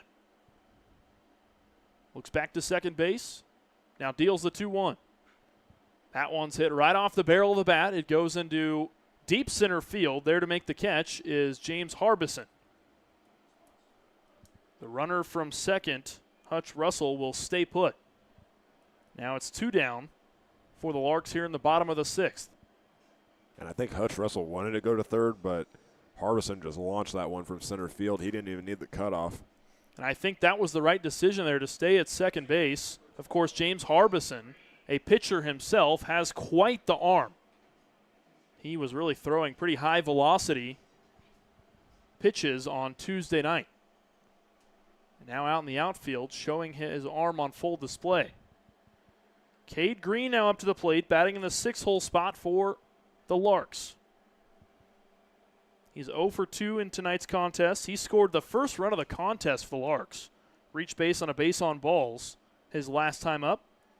Had 2 stolen bases while on the base paths.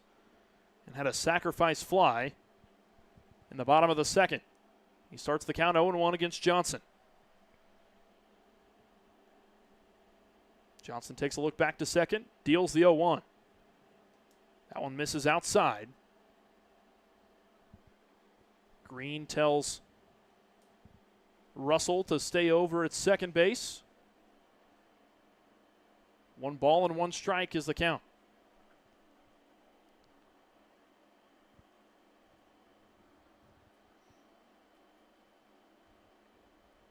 Johnson deals.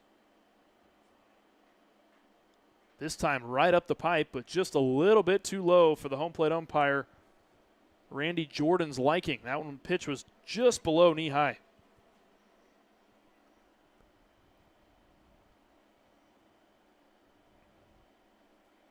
Two balls and 1 strike.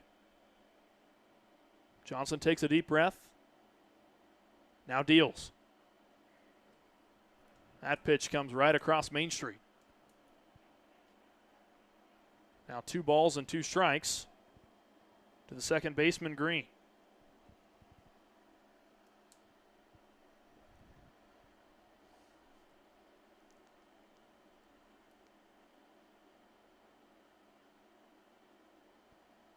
The pitch. A curveball up in the zone is fouled away. Count remains at 2-2. Johnson was taking a hard look over at second base at Hutch Russell, who had a pretty sizable lead over there, and his second baseman, Cliff Goldie, was kind of almost teasing Hutch Russell to take another step to try and throw him out over there at second. The 2-2 to Green. Swung on and missed. Kyle Johnson gives up 2 runs in the bottom of the 6th inning. The Larks starting to battle back. They trail it by just 1 run by a score of 4-3.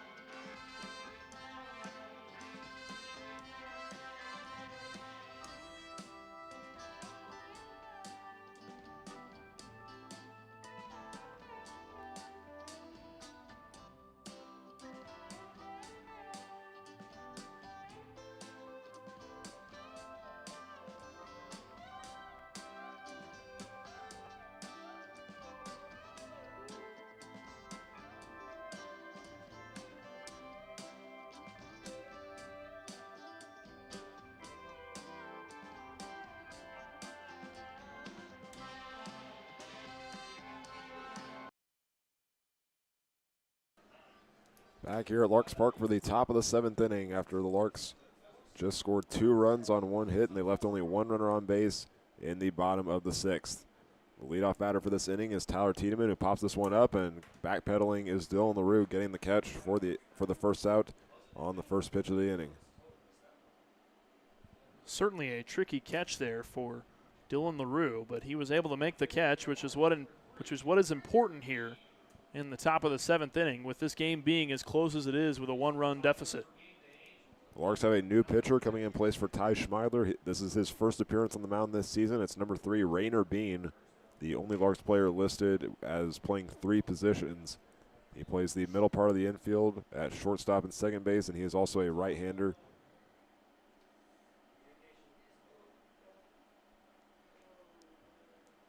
One 0 count to Matthew Shipley. Bean's next pitch is inside. Shipley had to get out of the way. And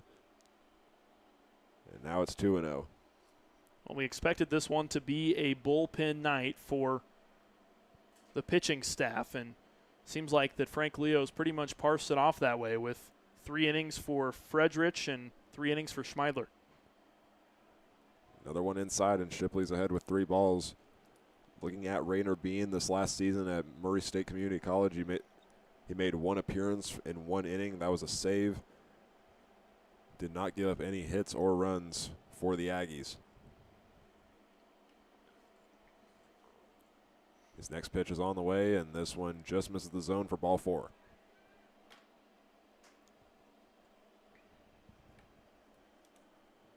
So Shipley has reached base all 4 times tonight. Now that brings up number 5, Dylan Volz.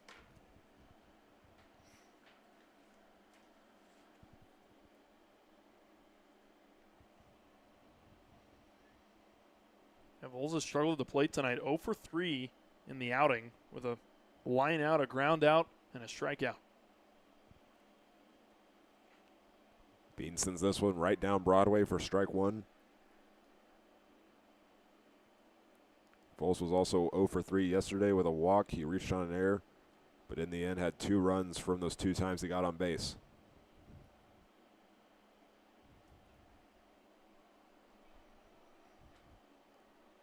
Another one just misses the zone there for Bean. Count stands at 1-1 with 1 out and a runner on first.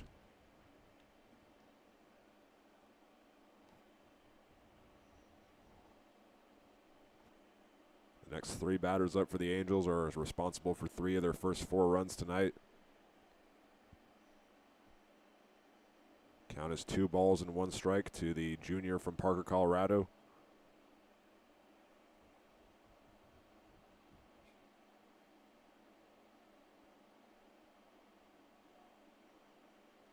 Hazelhorse puts his glove in the center of the plate. The pitch is on the way, and this one is fouled back. Shipley took off for second base, and he'll have to head back with 2 strikes and out to Volz.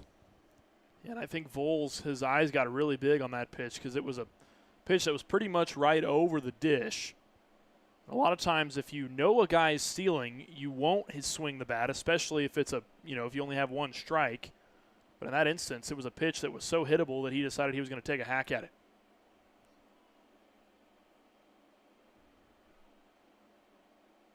Bean looks back at first base, and this one takes a bounce into the glove of Dylan LaRue. Shipley is back in time.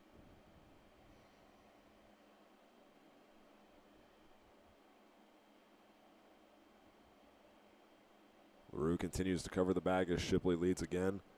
And this one is called a dropped third strike, but Volz is out despite Shipley running over to second base.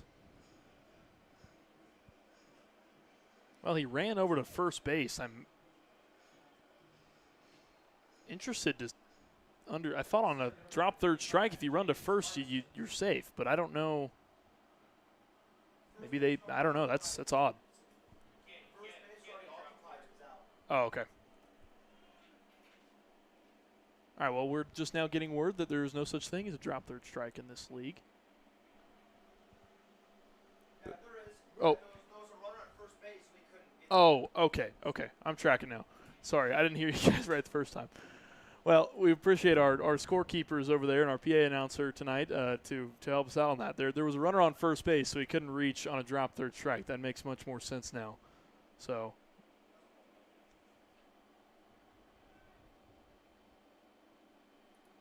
1-0 count to James Harbison. Next pitch is outside as well, and he's ahead with 2 balls. Harbison scored the first run of the game for the Angels and overall. That was on a 2-2 base hit.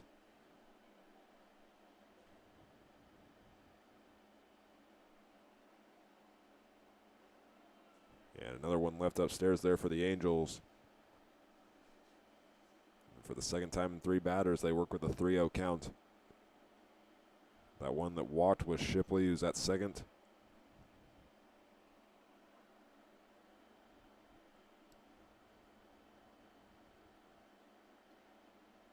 And Bean will go to his curveball that time. It's too far to the right side of the plate.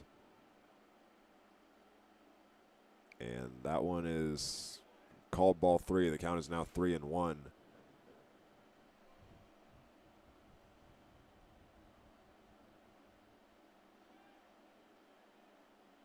So Bean's next pitch is going to be popped up on the infield. Crawford will get under it at the shortstop position. And there is out number 3. With 1 out, Matthew Shipley walked and made it to second base, but 2 outs follow after that. And the Larks still trail by 1 as we go now to the bottom of the 7th.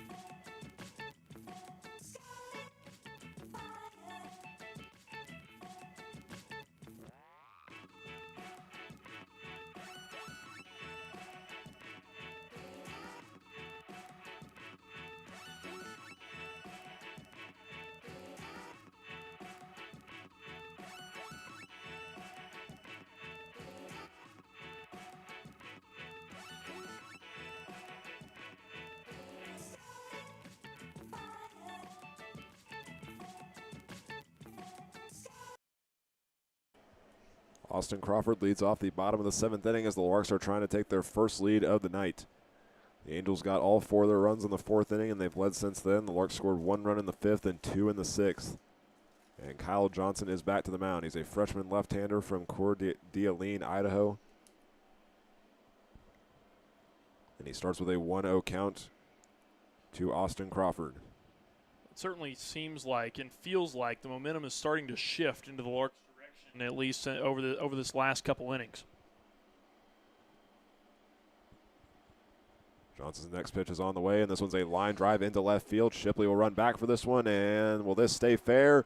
Yes, it will. That is a solo home run for Austin Crawford to tie the game up.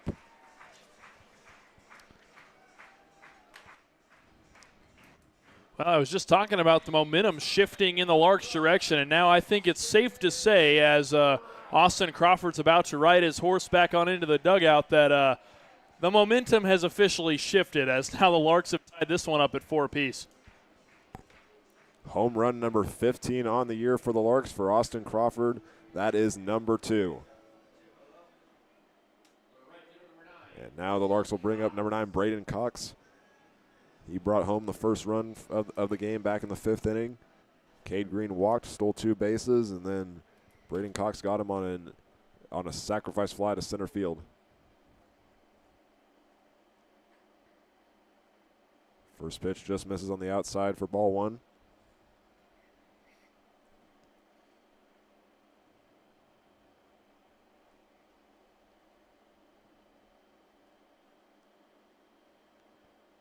We'll see where Hubert decides to, or correction, Harbison is the catcher, where he decides to position his glove.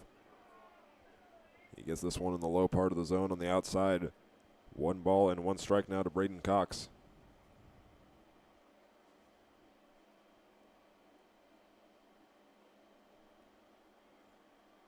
Kyle Johnson has now faced a total of 7 Larks batters after coming in relief for Brian Walters.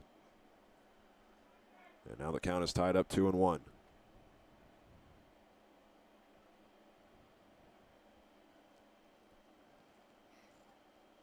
For the Angels, they made the change from right-hander to left-hander. Walters was a right-handed pitcher. Kyle Johnson has now pitched in 3 games.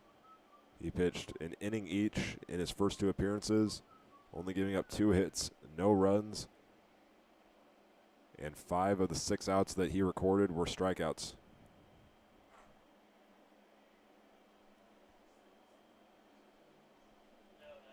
Braden Cox now works with a 3-1 count. Still no outs. Johnson sends the ball to the plate, and this one's fouled back into the net. And that leads to a full count.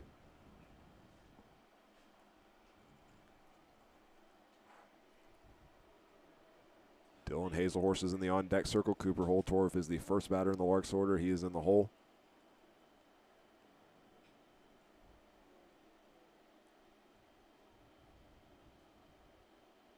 Here comes the payoff pitch from the freshman, and this one's fouled out of play.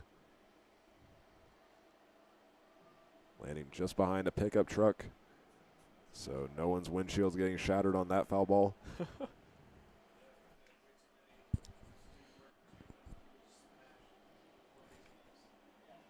We'll see what Cox can do here. He's got a single and a sacrifice fly.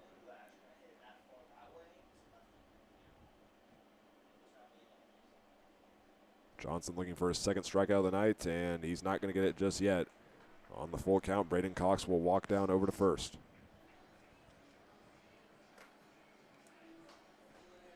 So now Dylan Hazelhorse is back up to bat, and Mike Coons is going to head out to the mound for a quick meeting with the Angels infield, and he's signaling over to the bullpen. They're trying to prevent the Larks from taking their first lead of the night, so they will make a change, and we'll see who the new pitcher is up next.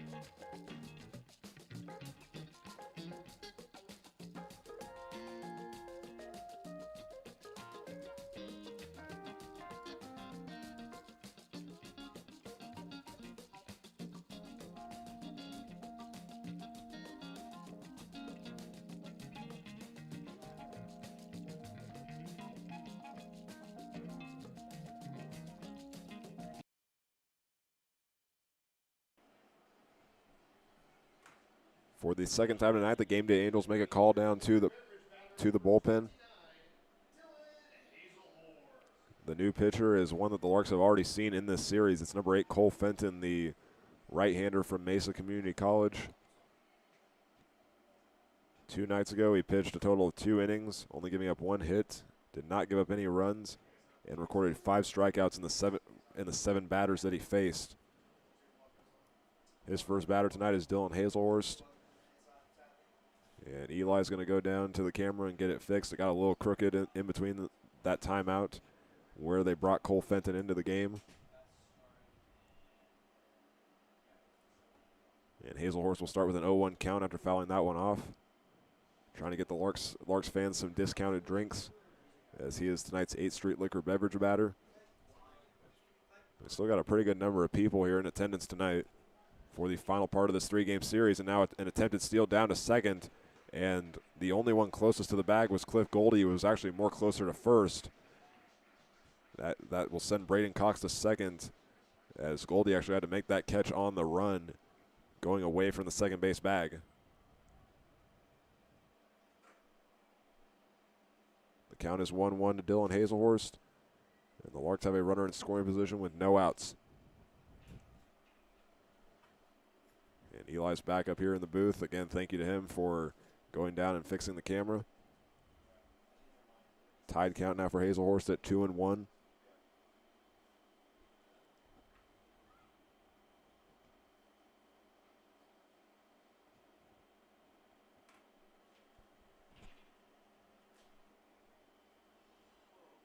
Fenton looked back at second base. The pitch is on the way, and that time Braden Cox got halfway down the base path. He probably could have made it there, but with how quickly Harbison stood up, he decides to head back, and that one actually got away from Harbison as well.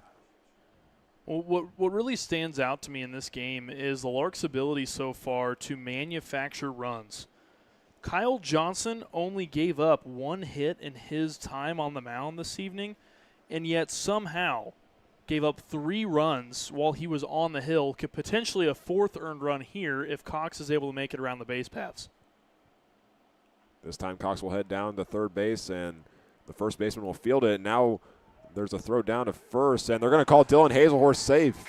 The Angels cannot believe it. Cole Fenton and Cliff Goldie got there to cover the bag, and now Mike Coons is going to come out and get an explanation from the field umpire.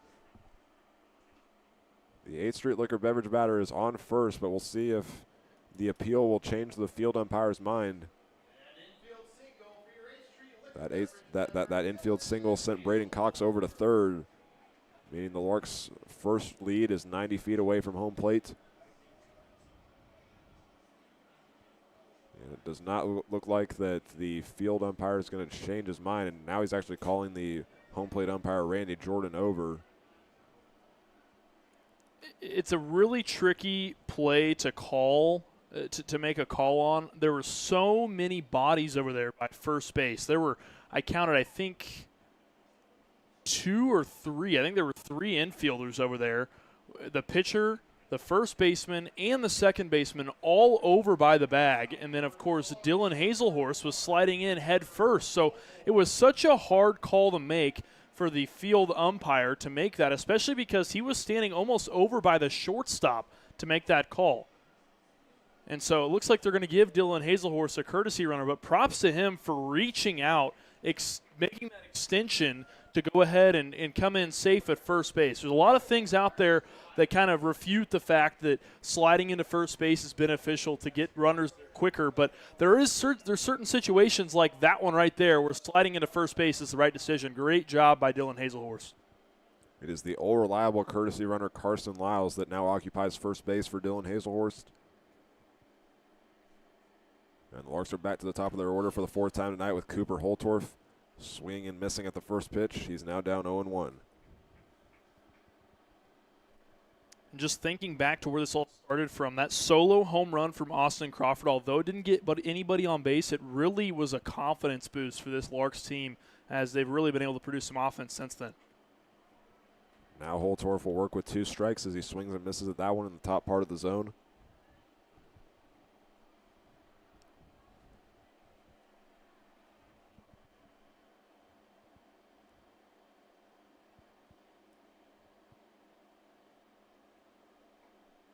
Fenton will now leave that one upstairs.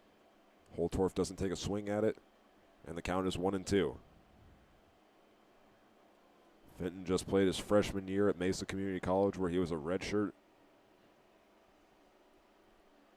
Had a bunch of Division III offers out of high school, but chose to go with Mesa Community College, which was one of the top JUCOs at that Division II level. And the Larks are going to get another successful steal, and they're going to say that the runner at third is safe, but because Holtorf swung and missed on that 1-2 count, he is out. With one out, Trent Baker is now out to bat. He's the DH tonight. You know, probably not the way Holtorf drew it up on that play, but it actually kind of worked to the Larks' benefit because it got a runner on second base.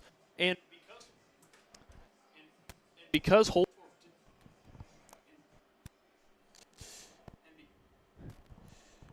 Holtorf didn't make it to first base, there's actually no force out now at home plate. So that actually kind of worked out to the Larks' benefit there in that play.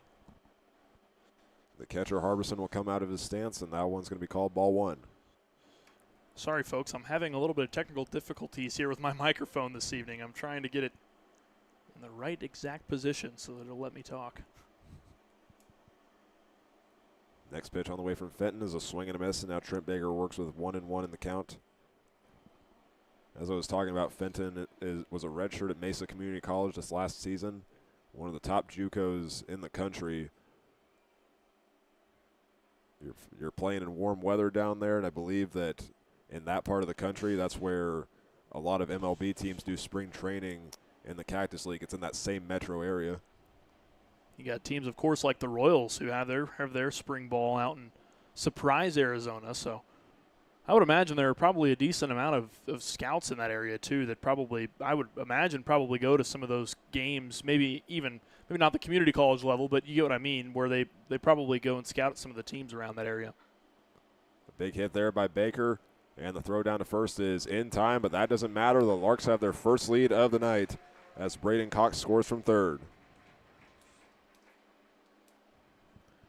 Well, way to get it done. Trent Baker hits a screamer down that third base line, and there was nothing they could really do to throw the guy out at home. And Trent Baker will take that every day of the week. A sacrifice, well, I guess it's not a sacrifice ground out, no such thing, but a ground out will go down for Trent Baker.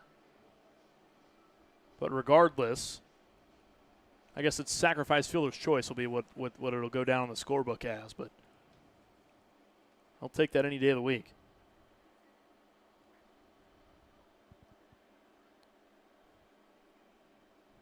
Hutch Russell is in his fourth plate appearance. He works with an 0-1 count. And I'll add on, since we were talking about it, since Mesa's in that area, that they might have some scouts in attendance.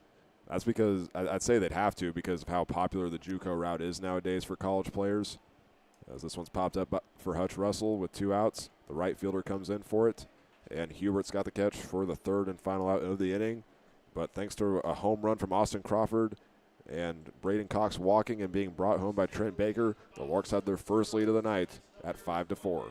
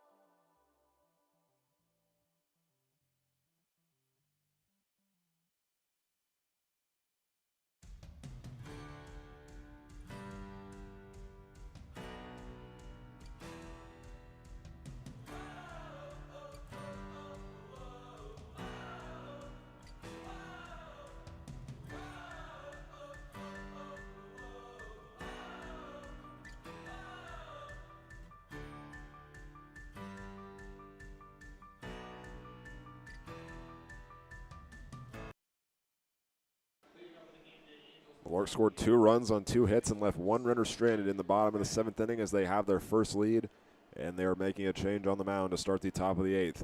It's the second Gateway Gecko that they're sending to the mound. It is number 19, Hunter Cogill, and his first pitch is a strike to David Brab.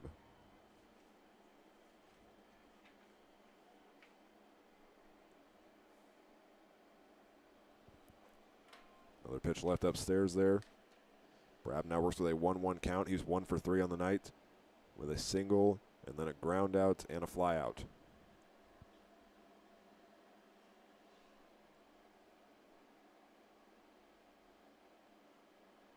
Foul ball there by Brad moves the count to 1-2.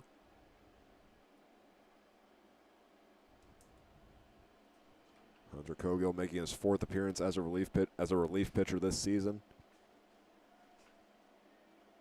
His last appearance was in Newton. He pitched the final 2 innings of that game. That one ended in the bottom of the 8th because of a run rule. And another foul ball keeps Brab alive.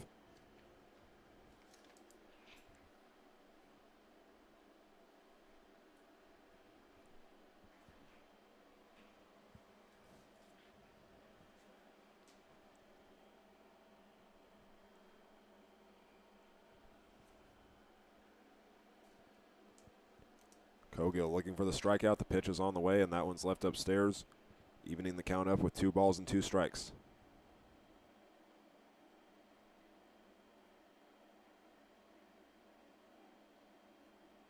Again, that last inning, the Larks took their first lead.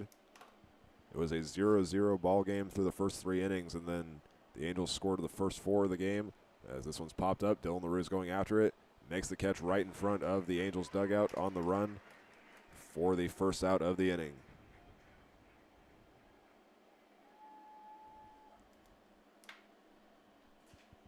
That now brings up number 30, Kyle Hubert.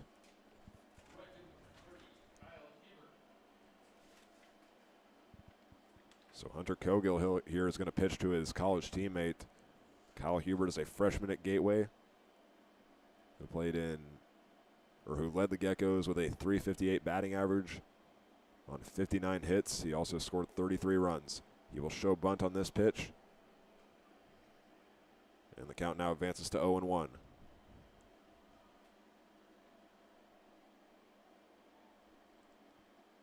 You kind of wonder who this helps more, the batter or the pitcher, because they've seen each other before. They know the tendencies. Hubert showed that he has a lot of talent for his first year of college baseball, and Hunter Cogill's had a lot of success with the Larks with the lowest opponent batting average.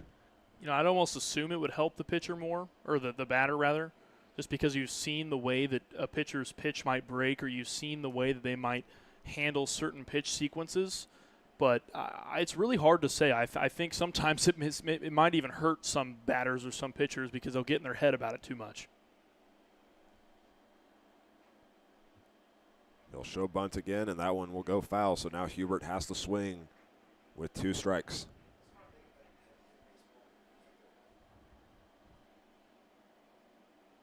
Cliff Goldie is on deck. He has a single and has gotten out in his last 2 appearances. Hubert's in search of his 2nd hit. And the pitch is on the way, and that one looked like it hit his bat, but Hubert's trying to make an argument that he got hit on the hand, and I don't think Frank Leo's too happy with this one. He's starting to walk out towards the field, but not too far. I'd have to assume that hit the bottom part of his bat with how high the ball went up. You would think, just based on the way that it deflected, it's hard to say one way or another. Obviously, we're not right down there on the field to make that call, but I don't know what the verdict's going to be here. Frank Leo just talked to Randy Jordan, and now the field umpire is going to come out, and they're going to have another discussion with each other.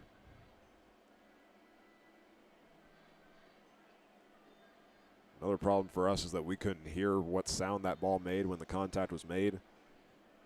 So we just got to wait and see what the call is. The argument could be made that it hit the bottom of the bat because of how high it went up, and they are going to call a foul ball. So Kyle Hubert will head back to home plate, and the count stays at 1-2.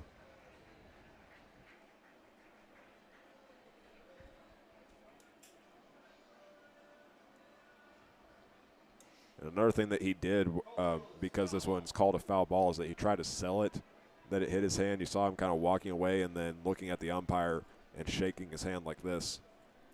Yeah, I do wonder sometimes if an umpire sees that, what their own thoughts about that are. I know sometimes certain umpires don't really like when you try and sell something one way or another. They just like, just play the game. Let me call the fouls, or let me call the let me call the game, and you just play it. Another foul ball that time for Hubert. He's now awaiting the sixth pitch of the current at bat.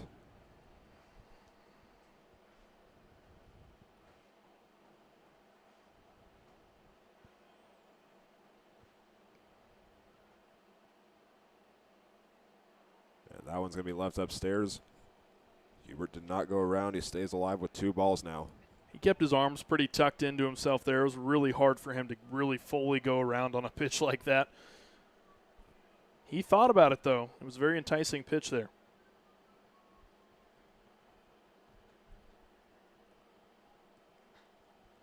A hard hit ball this time. Over to Hutch Russell. It's a long throw down to first base, and they'll say that that one is safe. LaRue had to do the splits to get the catch. And that will be listed as a hit for Kyle Hubert. That was a correct call. He just barely beat that ball there. I mean, it was like by a half a step he beat that ball, but he got there in time. That now brings up number 17, Cliff Goldie, as the Angels are trying to tie this game back up.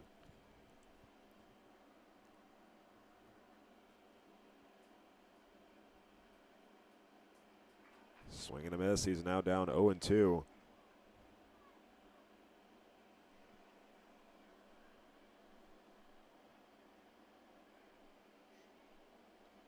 Correction, the count is 0-1 now for Cogill to Goldie. A throw back to first base, and this one rolled away from LaRue. Hubert is back in time.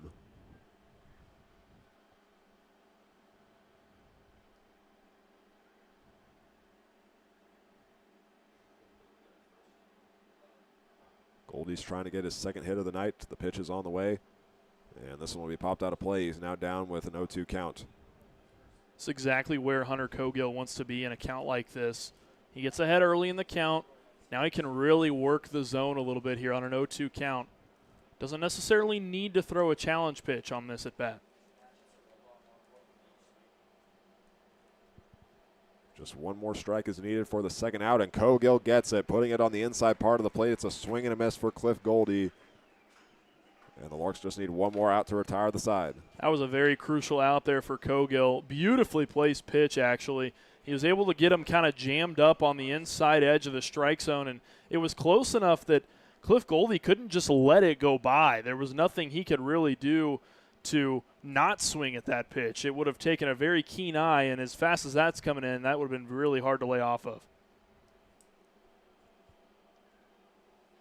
First pitch to William Harbison is called a ball.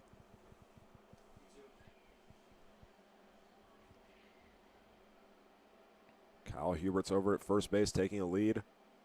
And a half-hearted swing, but that one did go around. Harbison has one strike.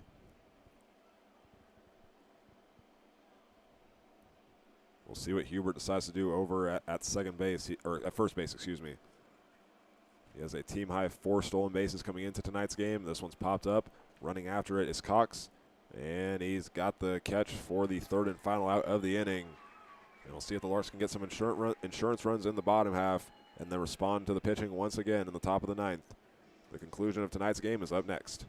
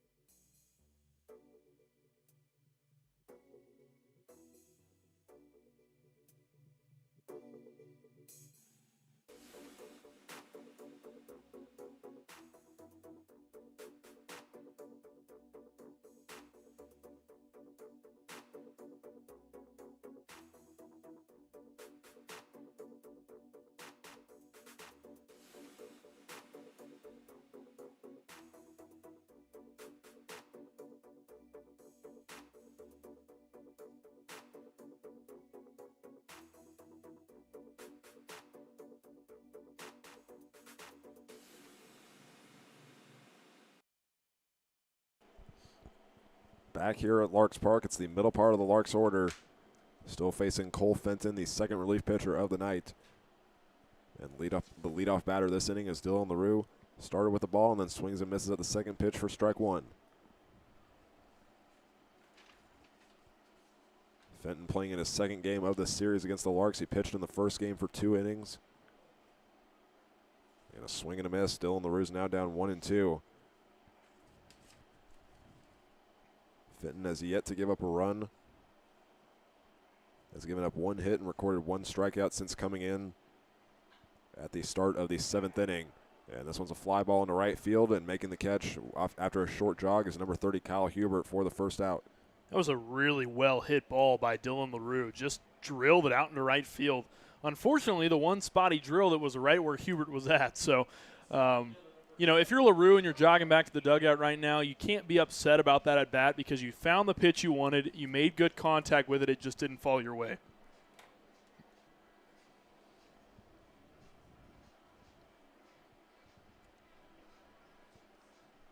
Now up is number 7, Sean Keenan. Had a double in the second inning and has since then put the ball in play twice. Thought about taking a swing at that one. He held back just enough for ball 1. That was really close. That was I thought that was over the outer half of the plate, but evidently the umpire saw it differently.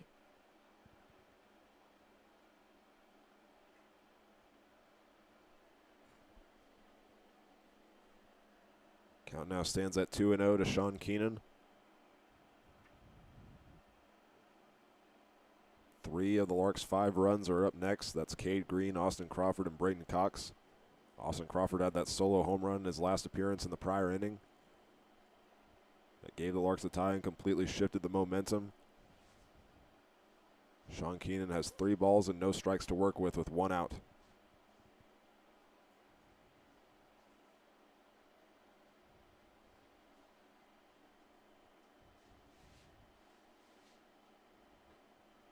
It's a 4-pitch walk for Sean Keenan. He is the first base runner of the inning to bring up Cade Green. I wonder what the cutoff will be for Johnson on the hill. Giving up that walk right there. Obviously, they're still within striking distance, only being down a run here. I would be curious to see what his in Coons' mind, what his cutoff is for his pitcher here in this situation.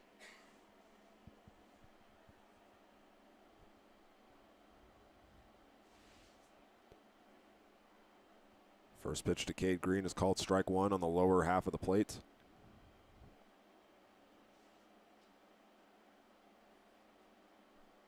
So far for tonight, for Green, he's walked and stole 2 bases. Throw back to first base is not in time. LaRue is safe. Or, correction, Sean Keenan is safe. And now Green awaits the second pitch.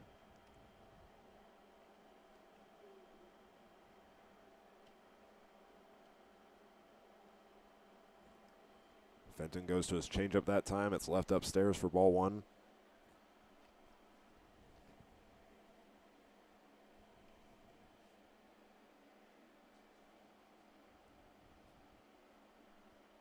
We'll see if Keenan takes off for second. He's taking a short lead. Brab is covering, and he will head down to second base. And the throw is not in time. They're going to call him safe. And Keenan is in scoring position as Goldie couldn't make the tag in time. That was really close. I think what kept him safe there was he got his right hand, which is not facing us, the part that's facing the outfield. He got that right hand just around the shortstop. He was able to get the corner of the bag, and he was able to reach that hand in there before the tag was applied. Otherwise, I think he would have been out if it wasn't for that right hand.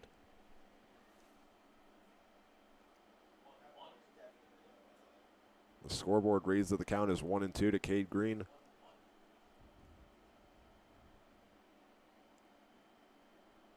So Fenton looking for the strikeout, and they're going to call a balk on him, so that's going to send Sean Keenan over to third.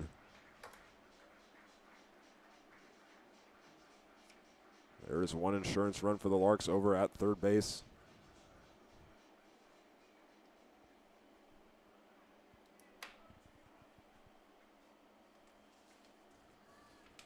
Certainly not what they wanted to do in that situation. They're going to have to bring the infield in here in this situation because in the event of a bunt, they don't want to be able to let that run in from third base. They want to keep this a one-score game if at all possible here. That one almost got away from the catcher Harbison, but he makes a jumping catch for it. And the count is now it's 2-2.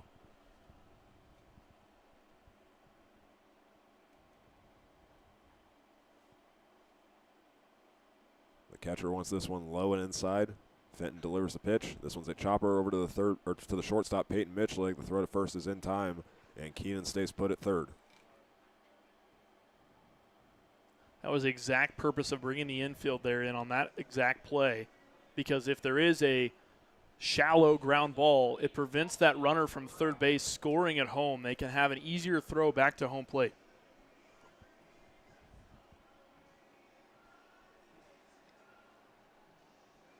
So now Austin Crawford is up after the home run in his last appearance.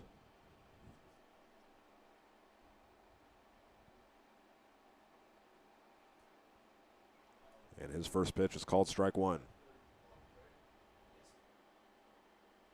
There is one pitcher warming up in the Gameday Angels bullpen, so I'm curious to see if Kyle Johnson can't get out of this, if they end up bringing in a new arm.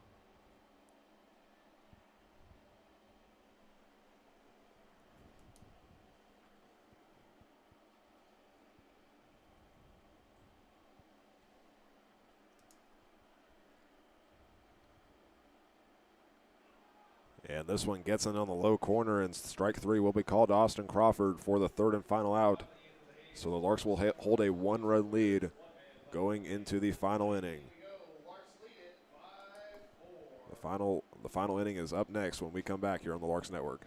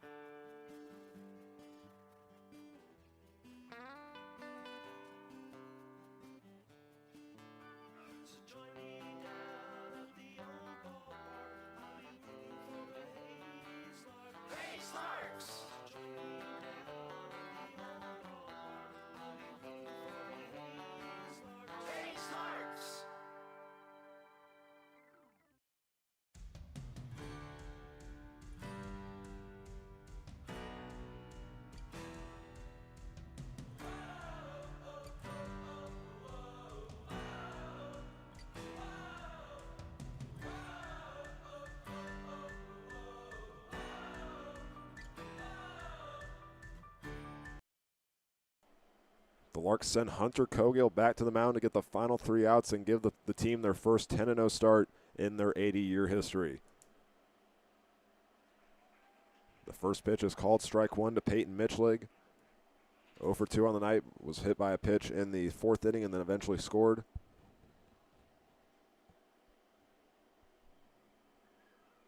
And this one gets on the outside corner, and now Cogill is ahead 0-2.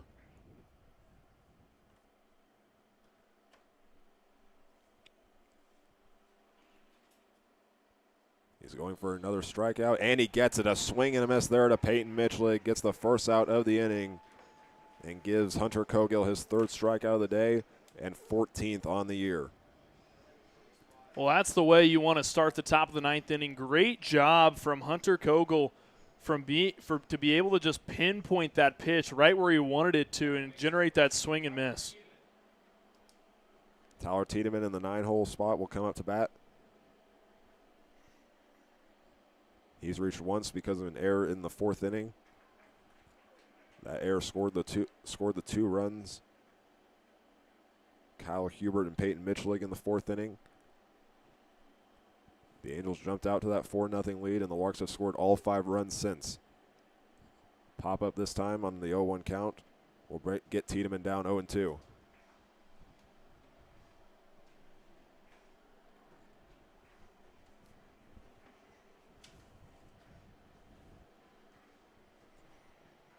Cogill has yet to throw a ball in the top of the 9th inning.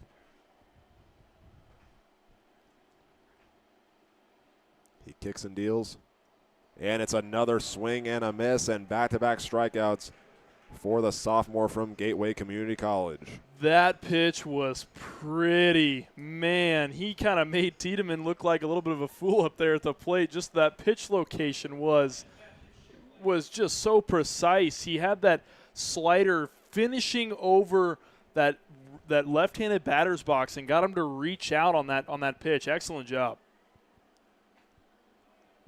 Cogill goes outside, and there's the first ball of the inning. Shipley's trying to keep the game alive. He's gotten on all 4 of his appearances. And on the second pitch, he will foul this one directly into the parking lot. That one had a lot of speed off the bat.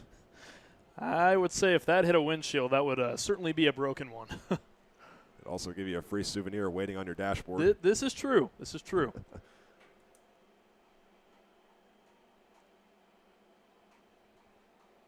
Cogill will take his time. Hazelhorse wants this one low, and this one is left upstairs going past Shipley's face. It's a tied count with 2 balls and 1 strike. Unfortunately, I don't think that souvenir would pay for a new windshield. But hey, they tell Larks fans to return foul balls, so you could say that you have something no one else does. That is true. Foul ball goes off the pole, moves the camera down just a little bit. Can still see the field, so we'll just leave it there for the rest of the night. Cogill just needs 1 more strike to get the Larks the win. It would be his first save on the year in his 4th appearance.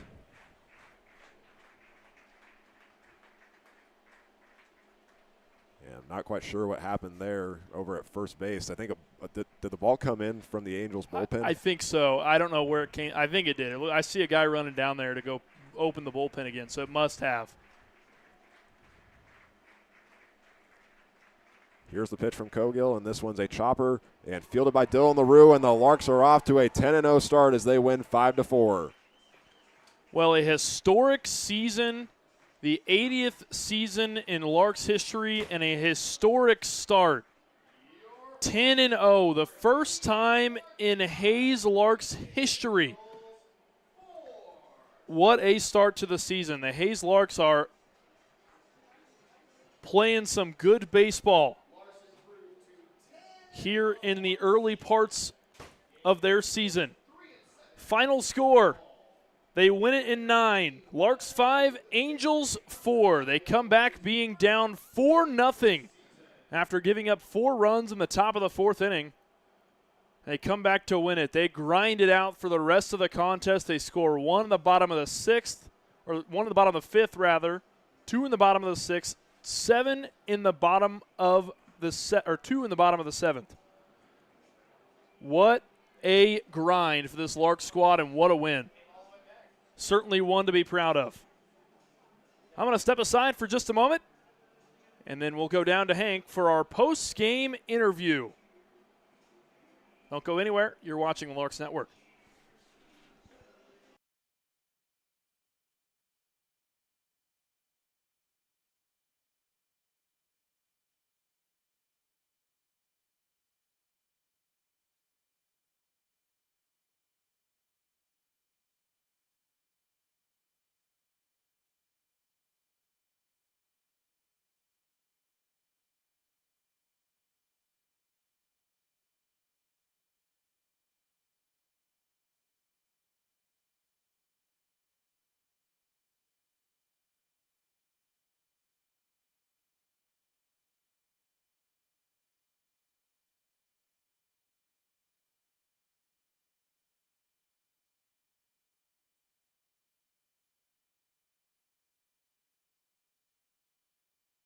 Now for tonight's post-game player interview with Hank Corsair, sponsored by Lewis Automotive in Hayes. Take it away, Hank.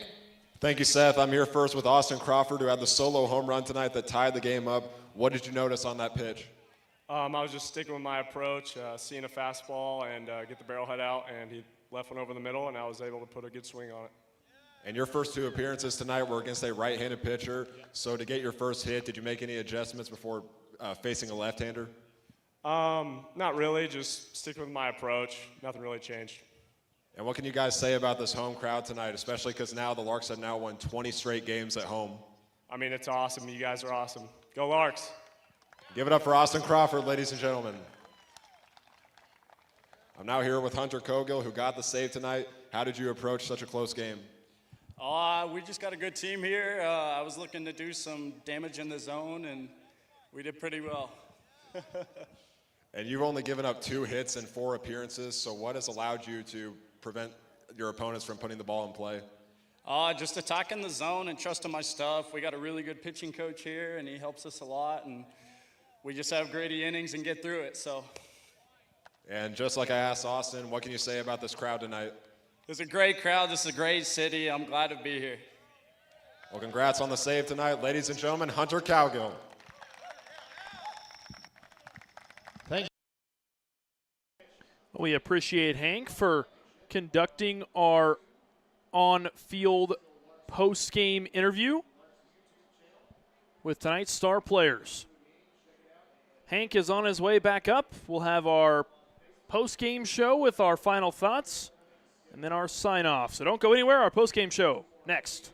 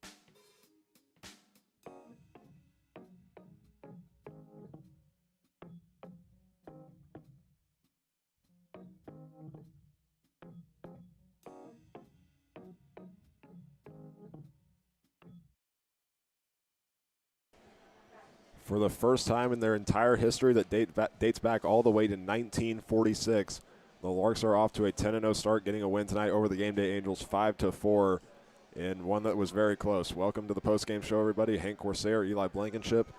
The Angels jumped out to that early lead in the 4th inning, and it looked like they were going to have control early on, but once the Larks started putting those runs together, just slowly chipping away, they took control of it, and the momentum shifted in their favor in a big way. Oh, without a doubt, and it speaks to the grittiness of this team. We use that word a lot up in this broadcast booth, and they use that word a lot down there on the field. They did it again tonight. Again tonight.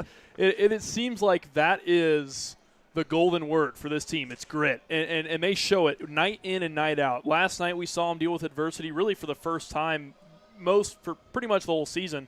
And then again tonight, we see them deal with adversity again. They go down by 4 runs and then slowly chip away at it and bring it back together. A great all-around team win for the Larks tonight.